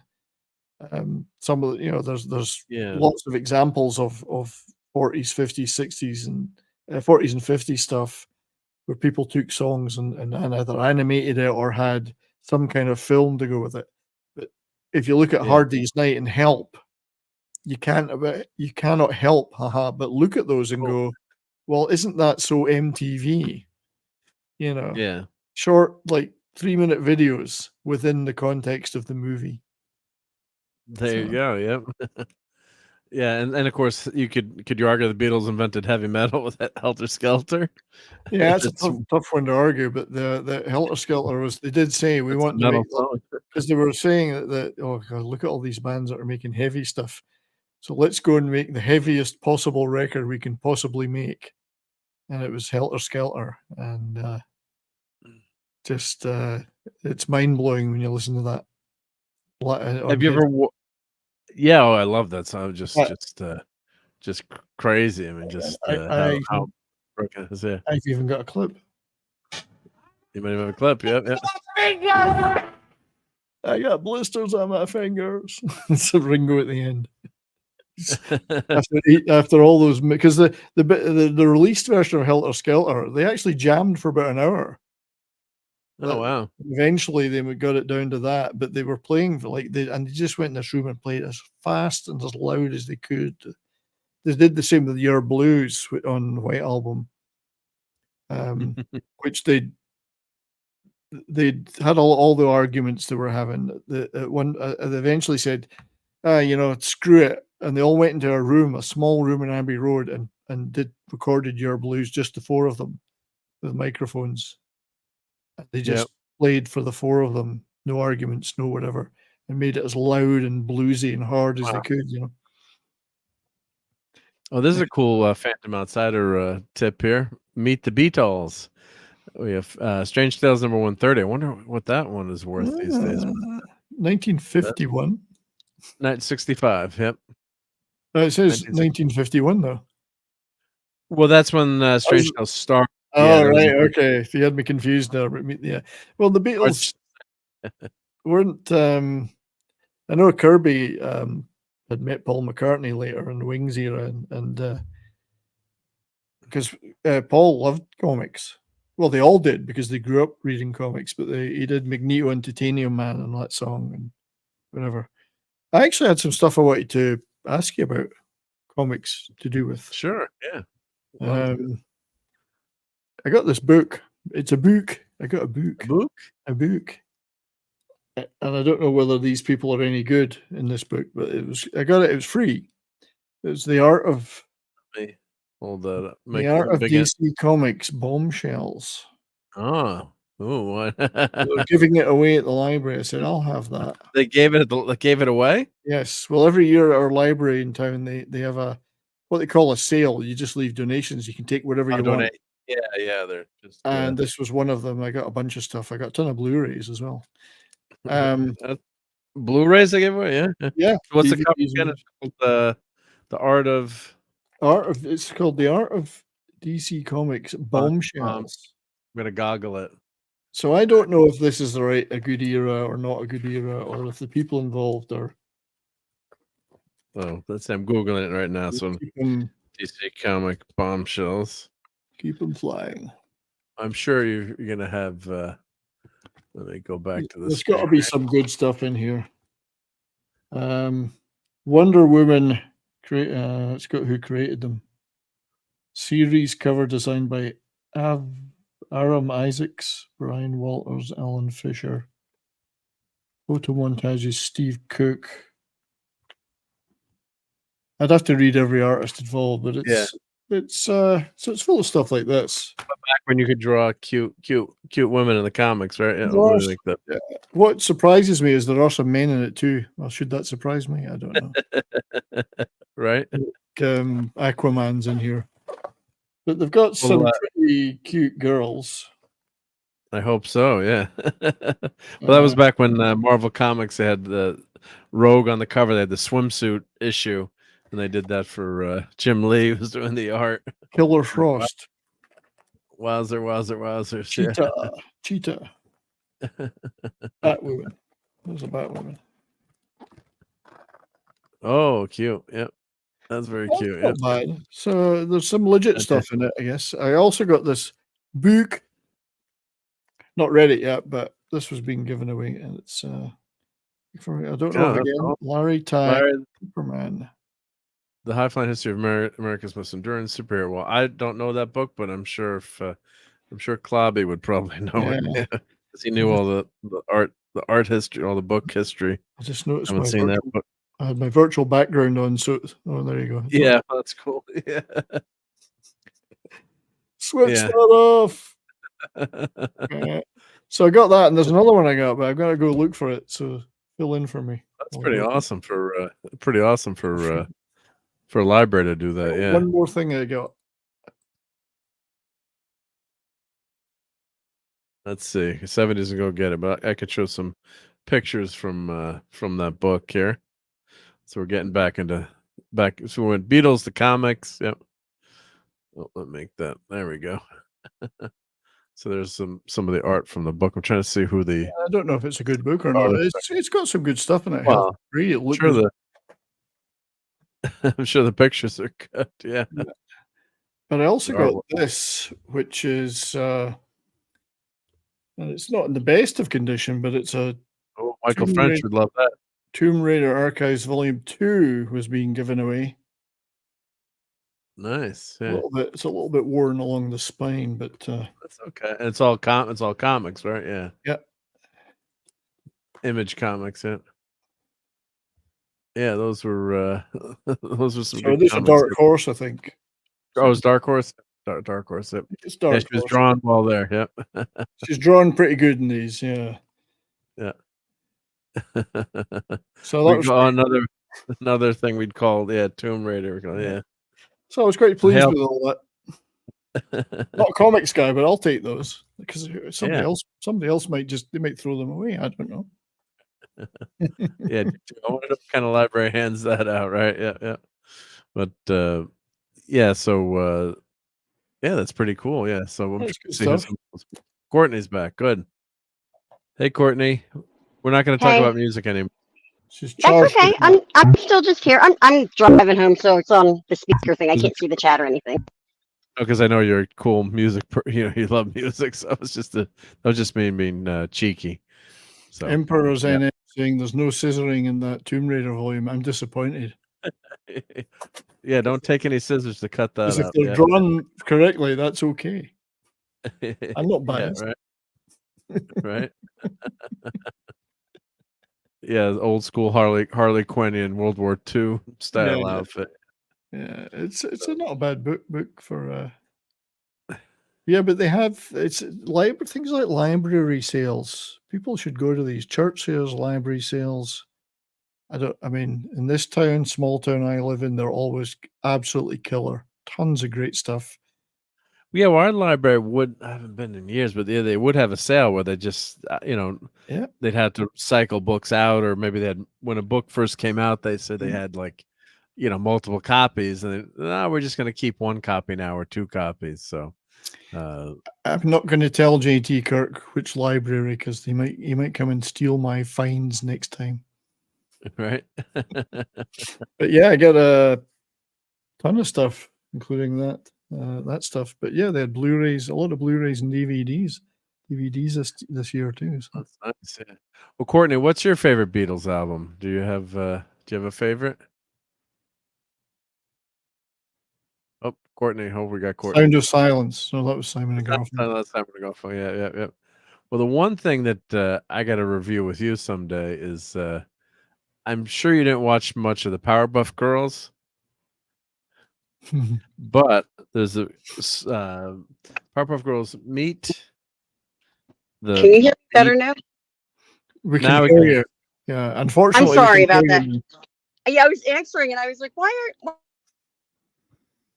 No, you're fading. You're roboting though. We can't hear you now. I'll let you know that now. What's that album called? With Yoko's on it. I can't think of the name of the album now, but I like his solo stuff a lot. So And I that like the would White Album. be. I do. That's not a Beatles album, though. Wasn't that on? It's not. That's on the Double Plastic Fantasy. Was that Double Fantasy? Yeah, or Plastic Ono Band.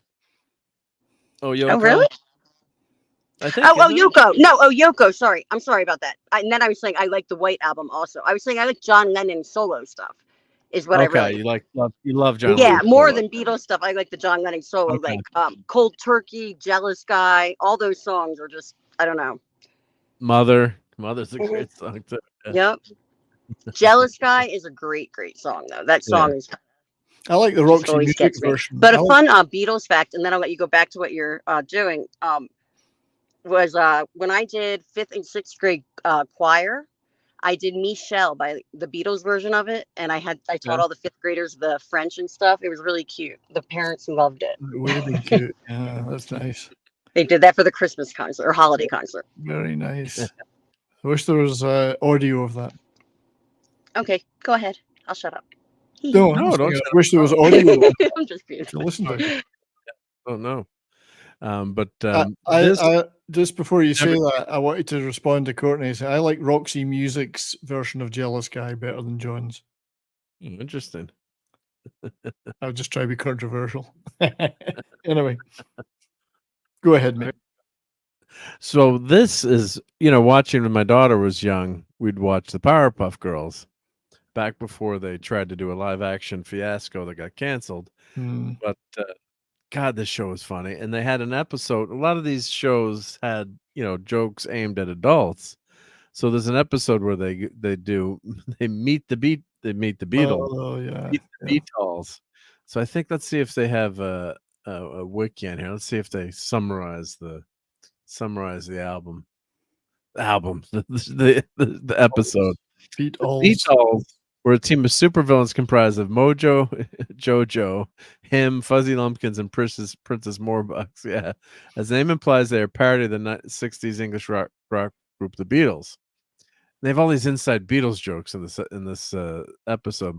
When the villains Mojo, Jojo, him, Fuzzy Lumpkins, and Princess Morebucks defeat the Powerpuff Girls one night, they discover that together they could be unstoppable. It's kind of like the Sinister Six or a comic book supervillain team.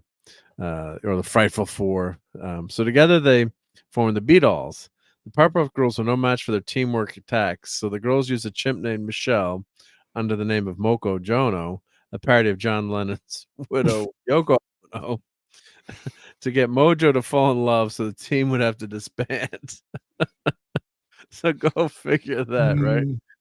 Eventually, the team disbanded because they couldn't stand Mojo and Moko. They were only a team and Meet the Beatles, but they do reunite in the video game Him and Seek. Yep, it's pretty funny. So all the names, they call themselves the Silver Beatles. That was the original name. Yeah. Silver Beatles. Yep. Picture shows the four just like the cover of Hard Day's Night. The citizens of towns were running away. They whenever the Beatles arrived, except fans chased the Beatles whenever they arrived. Yep. They walk across Abbey Road. Like my daughter had no clues. Yeah, the bank they robbed was number 9. Revolution number 9. That's so fun. Yeah. There's nothing quite like walking across that crossing in Abbey Road. I've done it. It's great. All the puns. It's great. Right? Mojo says to the bank worker, give me money, that's what I want, right? From money, that's what I want. Him says I should have known better. So he has to have the lyrics in there. Yep. Better run for your lives if you can, little girls, right? Run for your life. Yep. And they say I'm the wall. Yeah. Choo from I'm the walrus. Yep. You can stop, but I say go, go, go. I'm gonna let you down and leave you flat. You can't do that. Yep. Lady Madonna in the background as the Beatles would defeat the girls every time. Then they have him looking down from the Greatest Hits or Please Please Me, or if you remember the Greatest Hits album covers. Yep. From the what was that? The record studio, or what building was that? It was the EMI headquarters in London. It was called Manchester House. and it was, Okay. it was their headquarters building. Yeah, so they've got that. Yeah. It's down from the balcony, and then they repeated it later for the Blue album cover. They did it later. Yeah, the Blue album. Yeah, All the beards. Pre-released. Yep. Yeah. The Beatles wanted posters similar to Hard Day's Knife. Yep. And they What play album? Hard Day. I'm sorry. I'm sorry to interrupt. What album was Eleanor Rigby on? That was Revolver. Revolver. That's the album I like. Sorry, that's the Yeah. one. That's my favorite. Yep. Yeah, that's a great album. I don't know. Senior moments. Okay, continue. I like the one about the news reporter. The Yep. news reporter looks like Eric Idle and appears to be named Stuart Best. Yeah, but I'm just gonna scroll and look how many like references to this. I'm watching this That's incredible. Yeah. show with Nicole, and I'm just laughing, and she doesn't get why I'm laughing, and just all these references. So, yeah, him says hello, goodbye, right? And they've got all the lyrics tossed in there. So it's just together rule across the universe. Yeah. Hey Jude, that's in there. Someday Monkey won't play piano songs. Play piano songs. Yeah, from misheard French. Yeah. So Blossom reads a line in the newspaper. The professor gave the girls Beatles crash Mr. Kite's benefit. Powerful puffs nowhere in sight. Reference to the song for the benefit of Mr. Kite, which was written when John Lennon saw an old carnival poster. Yeah. Right, wrote that whole song about that carnival poster. So yeah, so it's just I gotta watch it again, but it's just amazing all the references in there. It's incredible. Yeah, I'd never seen that before. Never even heard of it. So yes, there's the cover there. So it's definitely something worth if you're a Beatles fan, even if you're not a Powerpuff. Yeah, here they're walking across the road. So the crossing. That's cute. That's for like a parent, that's a Beatles fan to watch with their kids and get all the references. Right. So like Nicole's like, why are you laughing, Dad? I'm like, that's a Beatles album cover. Who are the Beatles? She's 5 or 4. Yeah. I swear I used to like that kid show, Yo Gabba Gabba, because they had musicians on there. Like they would have Biz Markie doing beatboxing and all this stuff, and like kids had no idea who Biz Markie was. I'm like, he said just a friend. Come on, don't you remember? Wasn't he a German admiral? Yep. And look at that's Yoko with the hat, right? Yeah. So I do remember when that Joe Rogan controversy happened that Yoko did threaten to put her music on Spotify if he didn't back down. Yeah, right. Yeah. Luckily for everyone, she didn't in the end. Thank God. Yep. Actually, to be fair, Walking on Thin Ice, which I do have the 7-inch single of, is a very good Yoko Ono single. Wow, you heard it here. Walking on Thin Ice. It's pretty good. Here's that's from one of the animations from Yellow Submarine, one of the characters from Yellow Submarine in the jail. I'll just flip. Let's see if there's 83. Let's see if there's anything. Definitely Beatles here. Yeah. I'd never heard of this before, so it's yeah. I'm going to seek this episode out. I think seek it out. Yeah, but Powerpuff Girls is great. Great kids show back in the day. A lot of parodies, and then there were really a lot of fun. It was crazy show. But yeah, here's Wanted, right? Yeah, like Help. Yeah. I think there was a Sergeant Pepper looking guy there. Sergeant Pepper. Yeah. I never watched the Powerpuff Girls. Obviously, I'm too old for it, but I always liked the big eyes on them because I like that kind of art from the '60s with the big eyes. So I always liked the way they looked. Big Eyes. Great Cheap Trick song, Big Eyes. This was just fun. Have you ever heard and seen the video for the Cheap Trick John Lennon I'm Losing You? No. So Cheap Trick, or specifically Rick Nielsen and Bunny Carlos, possibly Tom Peterson, were invited because John Lennon loved Cheap Trick. invited them down, and it was the same producer, Douglas. No, what was his name? Can't remember. Douglas was his surname. The producer, John Lennon's producer, and Cheap Trick. So he said he invited them down to do some sessions for Double Fantasy. They ended up not using most of it, but they did a complete different version of "I'm Losing You." So it's John Lennon and Cheap Trick basically, and it's freaking awesome. There's a video for it on YouTube. That's very cool. It is very cool. Oh, JT Kirk's reminded me I should do some eatery. Yes. Oh, we can finish up the night with some eatery. That would be a good plan. And I'd say go listen to the new Deep Purple album. It's pretty darn good. Especially if you're a Purple fan. It's not super great, but it's good. And let's cover the Acolyte. I want to cover the Acolyte now. No. So I'm going to go for that. So I'm going to take about 30 seconds. So the Acolyte sucks. Don't watch it. That's my review. You wasted a lot of time there. It could have been done a lot quicker. Yeah, gosh. Because everyone's been talking about this all week. Oh, it's so boring.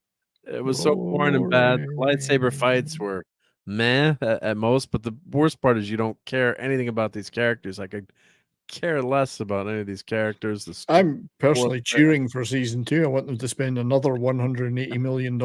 Yeah, $108 million. Do it. And Soul, I mean, he's probably the best actor, even though he can barely speak English. God bless him for his performance. Hope he fired his agent. Yeah. Honestly, I'm so sick of these great South Korean actors getting sucked into doing this Disney crap.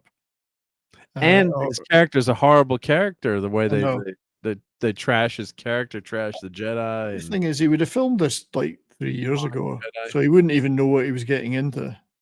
Yeah. He's a great actor, by the way. Everyone says, oh, the guy from Squid Game. He's done so much other stuff. Excellent actor. I've got multiple films that he's done, and they're all really good. Anyway, that's just me. And Stephen Mack liked my review. It's a perfect review. I mean, the lightsaber, all right, the other lightsaber and the other lightsaber, okay, that was kind of cute, interesting. A little bit. Whoop-de-doo, I mean. Whoop-de-doo, yep.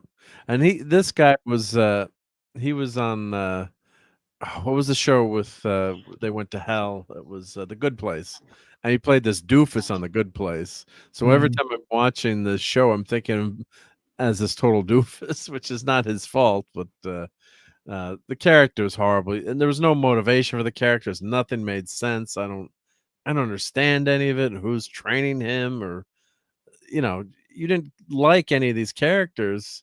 Maybe this. That's it. There's nobody to root for. Everyone's so horrible or incompetent or unlikable or useless or changeable. There's no character motivation that stays consistent.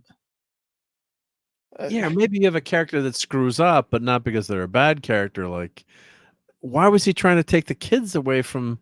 Well, in a very creepy way. Yeah, it was horrible. Like, what are you trying to do? I mean, almost like the person that wrote it is. Oh, never mind. Yeah. No. Yeah, it don't remind me of Chitty Chitty Bang Bang when they're coming to steal the kids. Chitty Chitty Bang Bang, Chitty Chitty Bang Bang. Yeah, where Benny Hill is collecting all the kids. It's like, why don't you have, reasoning or come back with, there was nothing to say that these ladies were doing anything wrong. I get, that was probably the whole point, to put them out there as, victims. There's just nothing about it is in any. I mean, I thankfully didn't watch it, but I've certainly seen enough videos about it. And even the people that kind of half liked it couldn't really defend it in the end. So, episode 7 was like, ultimately, what's the point? This is really bad. So, all right. So enough of the Acolyte. Everyone knows not to watch it. But if it is, as I've been saying for many years, not that I'm some savant. Right since day one, what they've wanted to do is to remake and rewrite the original trilogy out of history. This is just part of that. They don't care whether this is a success or not. It's part of that process to get to where they can absolutely rewrite everything George Lucas did as if it never existed. That's an interesting angle, and I don't necessarily disagree with that. Yeah, everything they've done has been towards that, and they keep working towards it till eventually Luke, Han, and Leia, and the others in the first Star Wars, Empire Strike Back, and Return of the Jedi will be written out of the story. I never watched anything past. I watched the first Return of the Jedi I saw in the theater. That's the one that was my era, But whenever they came out with, what was it, The Phantom Menace with Jar Jar Binks, the first one? Yeah. I went to the movie theater to see that, and I never went and watched anything after that. Well, I was very disappointed. I've had some of the best naps in my life watching the prequel.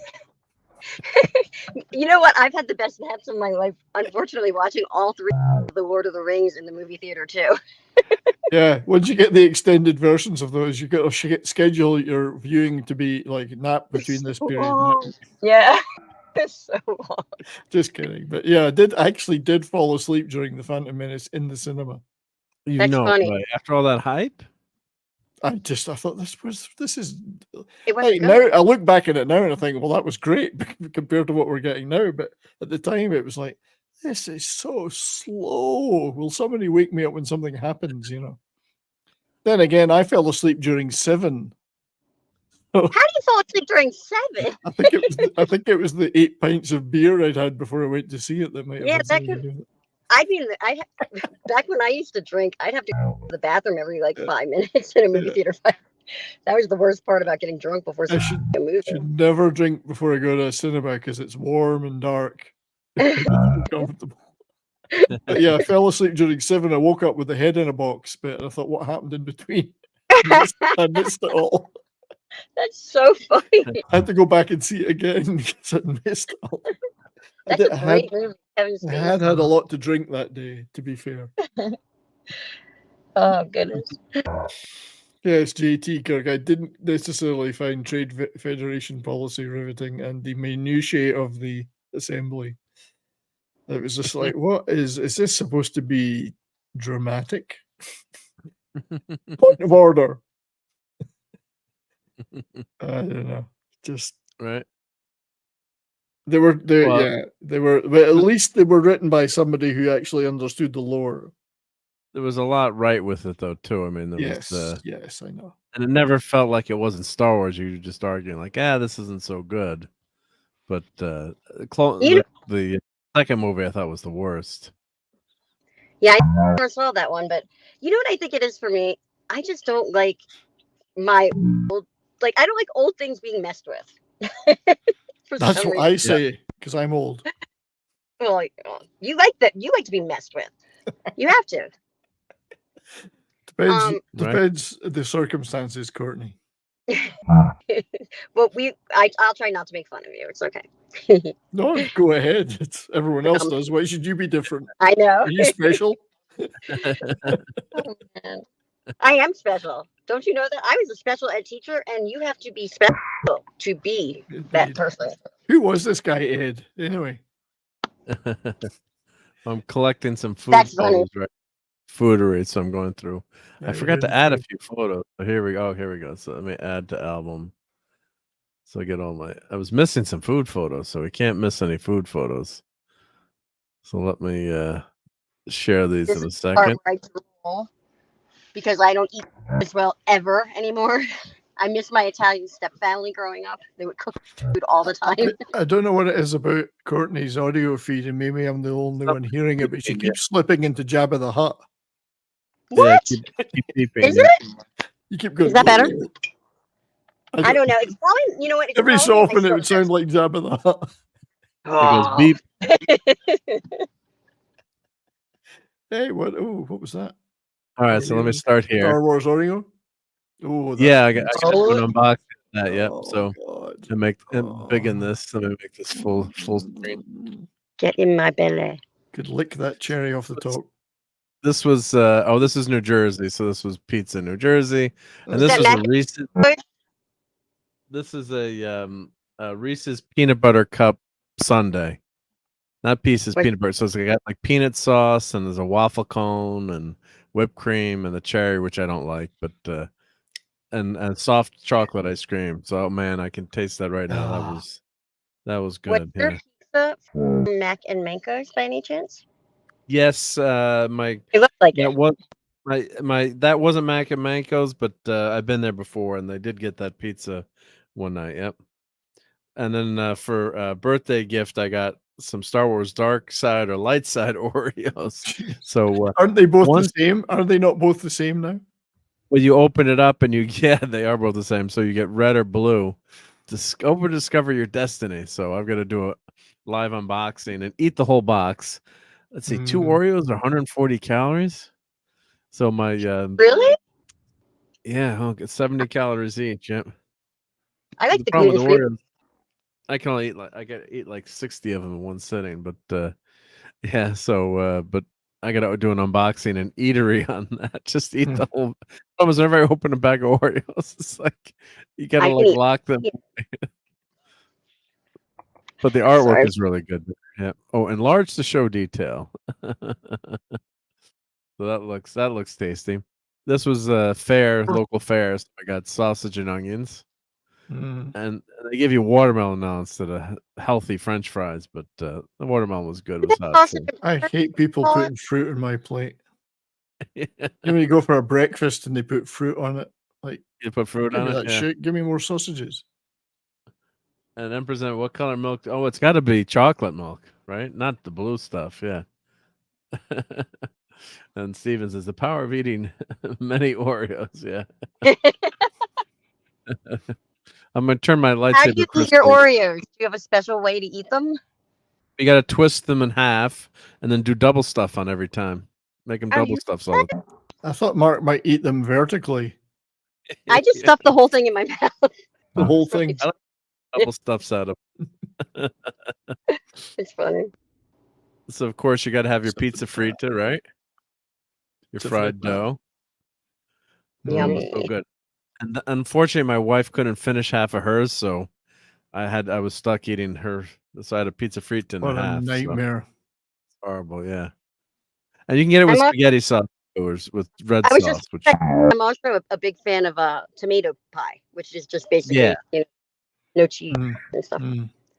Well, we had this for dessert because I had it. We had dinner first. I'm like, all right, you got to get the dessert version. Although you could have the red Funnel sauce. cake almost. And God rest Clobber in times, but I would have taken this picture for him. So this was cooking some seafood on the grill. So that's some whole tilapia, and then some. We had crabs in New Jersey or away, so I had brought some crabs back. So just threw them on the grill to warm up. Damn, they were good. Yep. So anyone feeling crabby? Yep. I like the Maryland blue crabs. Yeah, the blue crabs are awesome. Yep.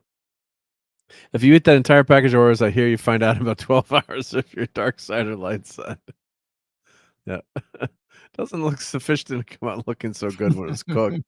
Pieces fell off. Yeah, but If you're, a Democrat or the other side too. Blue and red.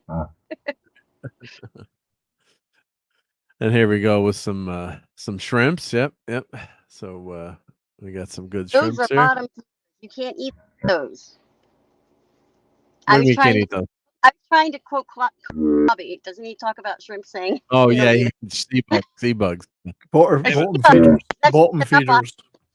Bottom feeders. Yeah, I got to find a clip. The problem is there's thousands and thousands of hours, so I've got to eventually go through and grab some clips or grab them saying, There's "Damn no it, syrup. Mark." Where's the syrup? Syrup was not on yet. Yeah, but this was at scout camp, so they added a healthy. They all added a healthy snack and salad bar.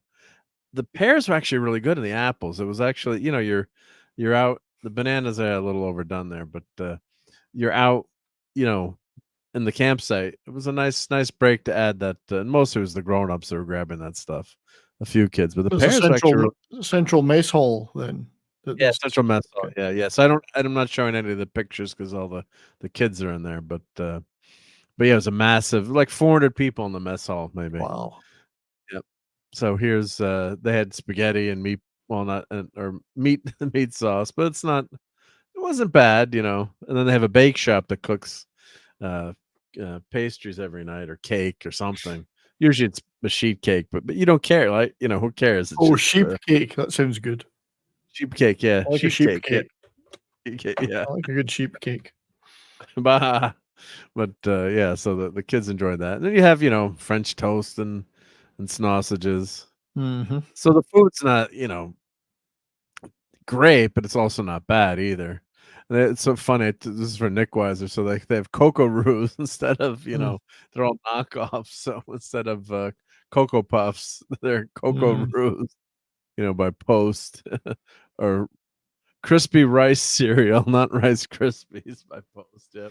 It's probably just made in the same factory. Courtney saying, "Oh, because my iPhone is plugged in, so the mic may be screwy." Or try some other headphones. Hey, Alric Callison. I don't know, Courtney. It was just funny. Yeah, it was just whatever. It would just glitch every now and then. I'm not sure why, but it shouldn't do that if you're plugged in. But like they had mac and cheese, and I know these are like more, but it's just mac and cheese and chicken nuggets, and they kept saying, the chicken nuggets are not gluten free, but it wasn't the mac and cheese was okay. It wasn't, Then they Not had bad for when you consider it's a 400-person. Yeah. And they had chicken fajitas one night, so that's not the best picture. And then got some more cake, honey scooters instead of Cheerios. Yeah. I eat all the cake. All the cake.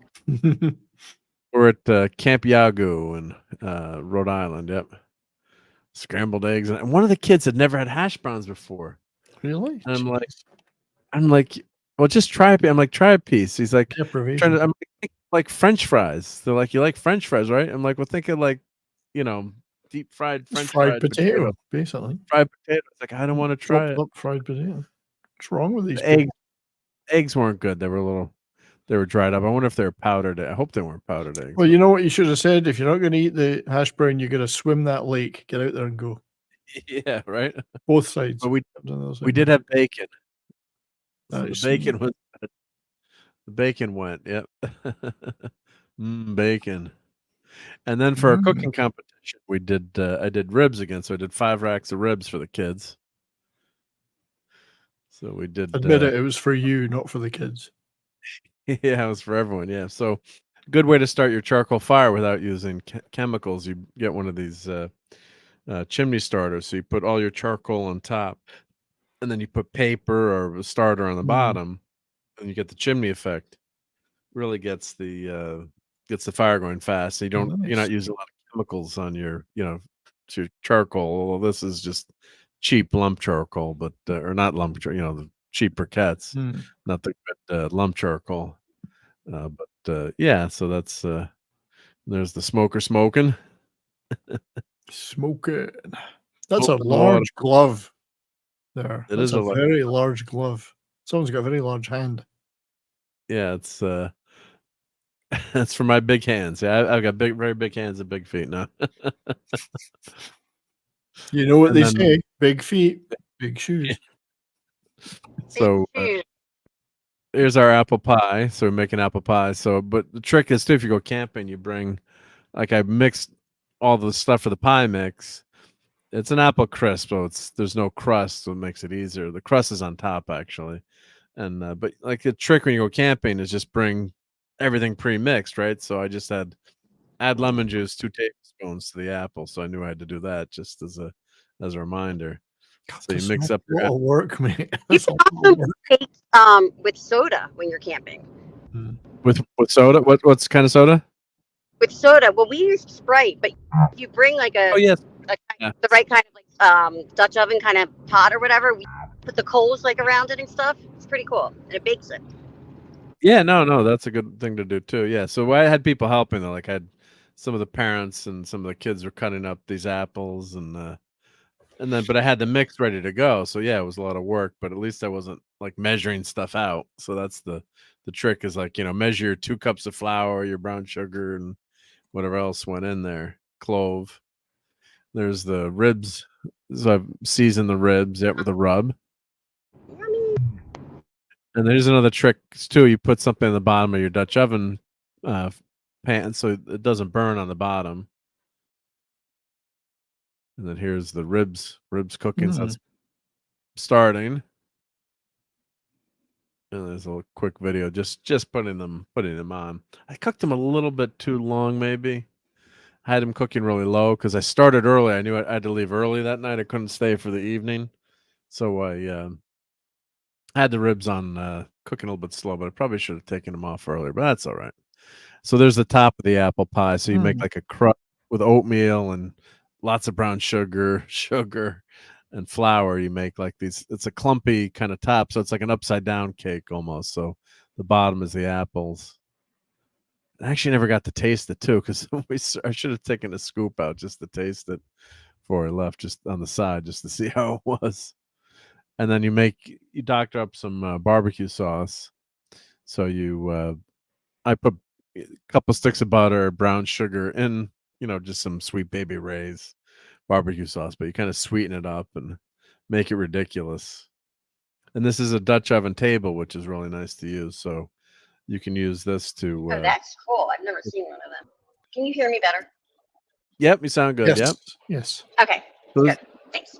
So it's a really heavy metal table. So instead of cooking down below, reaching down, especially as you get older, so it's just you can put all the charcoal on here, and of course you can use it as a if you needed to put a stove on here, cook on there. It's not something you want to cart around. It's heavy, but it does a really nice job as a workspace and a table. Just you can put the charcoal up there. And it's much easier to deal with, and then you can start some extra charcoal on the side there. So that's the trick, is to keep this thing going all the time. It's not easy. It cools off. So you're cooking, and that's what when we would go they used to camping. cook. We would just have the fire going forever.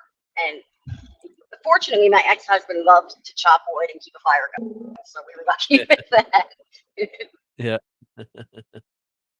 But for something like this, you need to use charcoal because the wood would burn down too fast. So you keep putting charcoal. But it's real easy to, if you want to always put too much on, but then you burn the damn thing.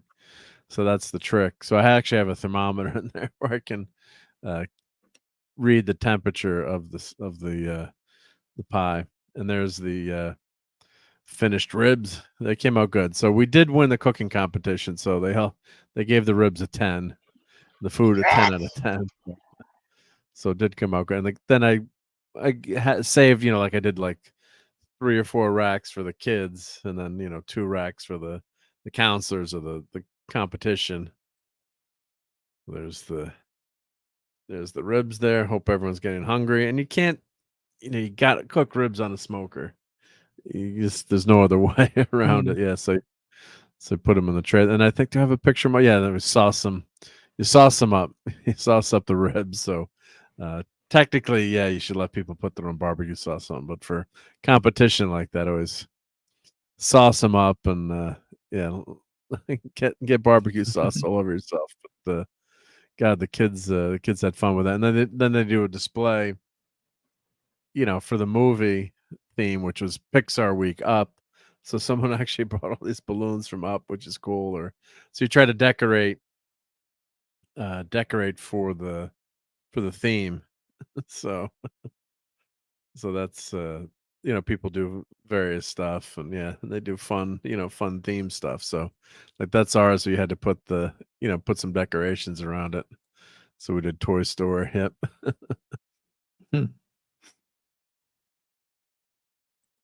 So that was that was fun. Yeah. You're making me miss summer camp. The pizza plant. We had some pizza there. Yep, there was someone baked. Yep. Mikey. Yep. Monsters Inc. Yep. So you got to decorate it with the theme. So yeah, Planet P. Yep. We got some gummy worms there. So and then this was cooking this weekend. So and Ember says, "I'm glad I already ate. There's no way I could cook this at 1 a.m." Yeah, no. So I was cooking at my mom's house, so I didn't have my smoker, but I did. This is one of my favorite things to cook is cabbage. I know. Come on, don't get mad at me. It's cabbage on the grill, but you marinate it in olive oil and balsamic vinegar, salt and pepper, and you cook it on the grill, and it comes out. You don't want to overcook it, but it's pretty damn tasty. So, and it always looks good too. The colors pop. And I had this little did some cauliflower. Yeah, so I was doing some healthy stuff this weekend. And I don't like the asparagus, but I like it. That would be good. Yeah. That's nice. On the grill, it's pretty good, I have to say. Yeah. Yeah. I like to bake asparagus. You just bake it with a little bit of oil. Yeah. I have to drop out, mate. Sorry to interrupt. I gotta go. Well, we're you go, but yeah, we're only gonna go like 2 more minutes. No, Get thanks, out. thanks, mate. I'll and thank you everybody out there. Maybe Yeah. see you all tomorrow. Hope so. Everyone stop by 70s special show tomorrow on the Beatles. The Yep. Beatles. Let me The put Bugs. your channel. I'm sure everyone's subbed to, but I'm putting your Oh, channel yeah, in. And pretty sure. thank you for being here. Appreciate thank it. Yeah. you, mate. Have See a you guys great- later. Great week. Yep. Yep. Bye. Bye.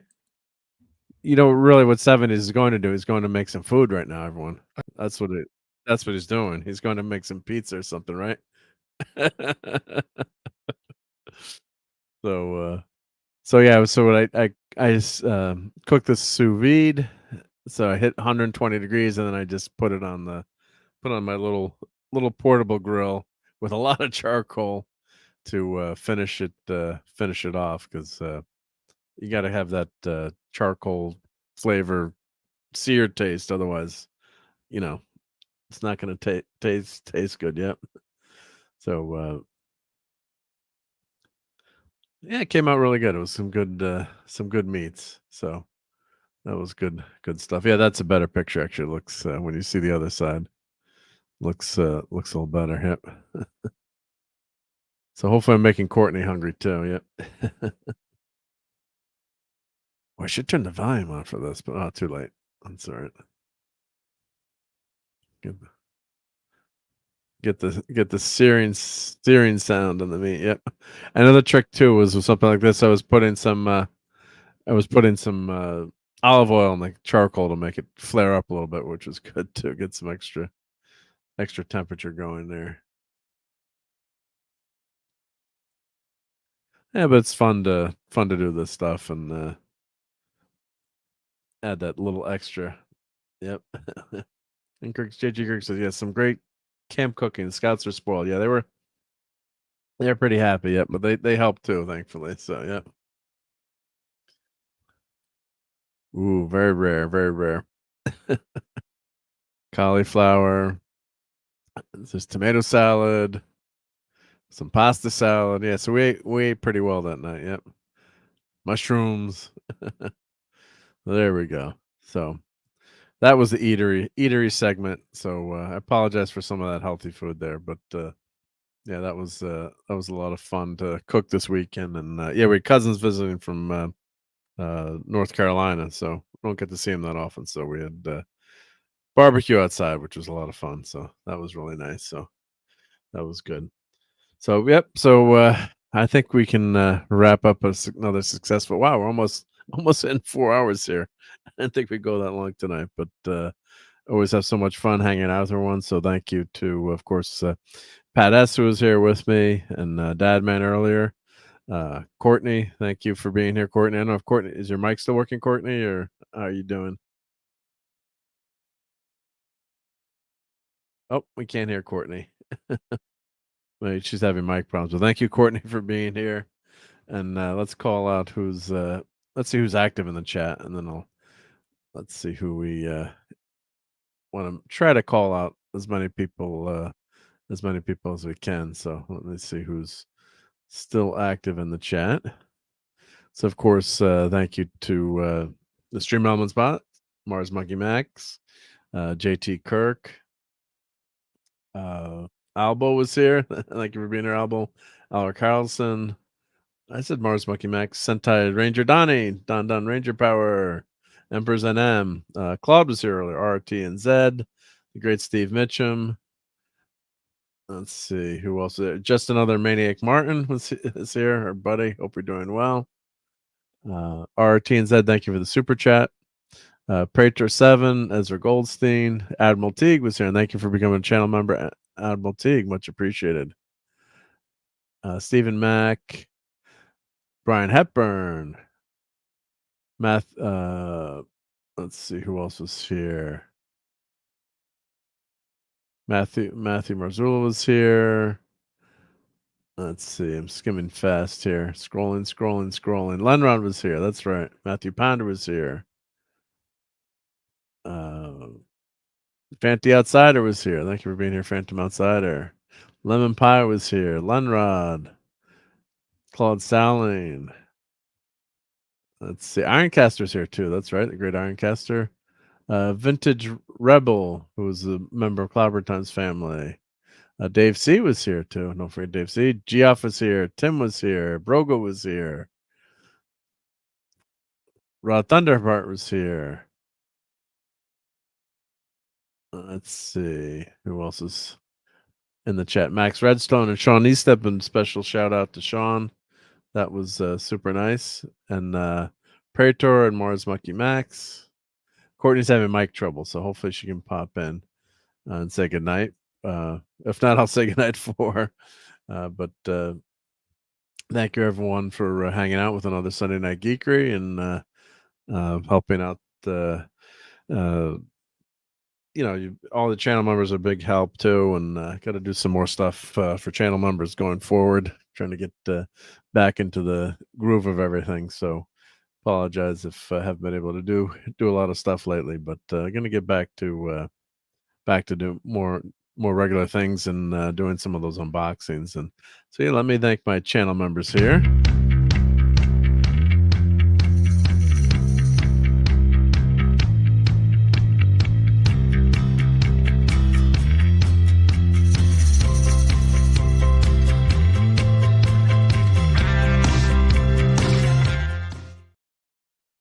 So I've got to update that. I know there's some people that are on there, but just thank you again for those channel members. And Stoner Poopers Cuber is here. And Ezra Goldstein says, great stream, Mark. Thank you so much. So, yeah, just great to hang out with you guys. Obviously, we all know things have been rough lately for all of us, but it's special to be able to hang out with everyone and just get together as a group and talk about things we love and make fun of things that we don't love that are really not so good, right? Nordy waves a paw. So, yeah, Courtney, change your name to Sorry Mike Trouble. Courtney's smart there. That's a good way to do it. But yeah, so everyone, Courtney's, I know she's going to try to be at 70 show tomorrow. I'm going to try to watch that movie. I usually have work on Monday, but Courtney says good night to everyone. So, night everyone, thank you. So yeah, thank you Courtney for being here. Sorry about your mic troubles. It can be frustrating sometimes with StreamYards and everything, but thank you everyone. And let's play this clip from Clobber Times again before we head out. I always like hearing this. And I'll tell you who I want to shout out right now is a guest of mine. First, of course, as you know, our great chief engineers here, Marc D with the She, who has made this show. You, dude, but since I moved to YouTube, I made some great friends, and I'm going to shout all of them out. Stephen S., what's up, buddy? But I will tell you what, none have been can I call you a sidekick without embarrassing you? I'm just kidding. Yeah, you can. Yeah, that would make me lose a few pounds then, right? That could be a skinny sidekick. I'm your sidekick when I go on your show. Only fair. That's true too. Yeah, no, I really appreciate being here to celebrate this. So we're alternate sidekicks. We take turns being the sidekick. Yeah. Thank you, though. I appreciate all you do, man. I get more sentimental, but I'm too much of an a-hole, so don't worry. That's good. I like to hear that. No, we appreciate you, man. Not for this emotional garbage, right? Oh yeah. No, much of that pansy stuff. Don't be a big sissy. All right, everyone. So Snorty, yeah, you're not too late, Snorty. You can rewind, right? Just kidding. But yeah, R.I.P. Clobby, and that's just good to hear his voice. So thank you again, everyone, for being here. I hope you have a great week moving forward. And it's going to be very exciting politically too. And again, we don't do politics here, but it's going to be an exciting, very interesting time, shall we say. It's been since 1968, I think, since there's been an open convention. Well, we'll see what happens. But yeah, but it's going to be interesting all around, right? So go watch Cobra Kai. So everyone, take care again. Good night. Good night, JT Kirk. Cloudby lives, says Ezra. Yep. So everyone, thank you again, and we'll catch you on the next Sunday Night Geekery. Fun storming the castle. It's 106 miles to Chicago. We got a full tank of gas, half a pack of cigarettes. It's dark, and we're wearing sunglasses. Hit it.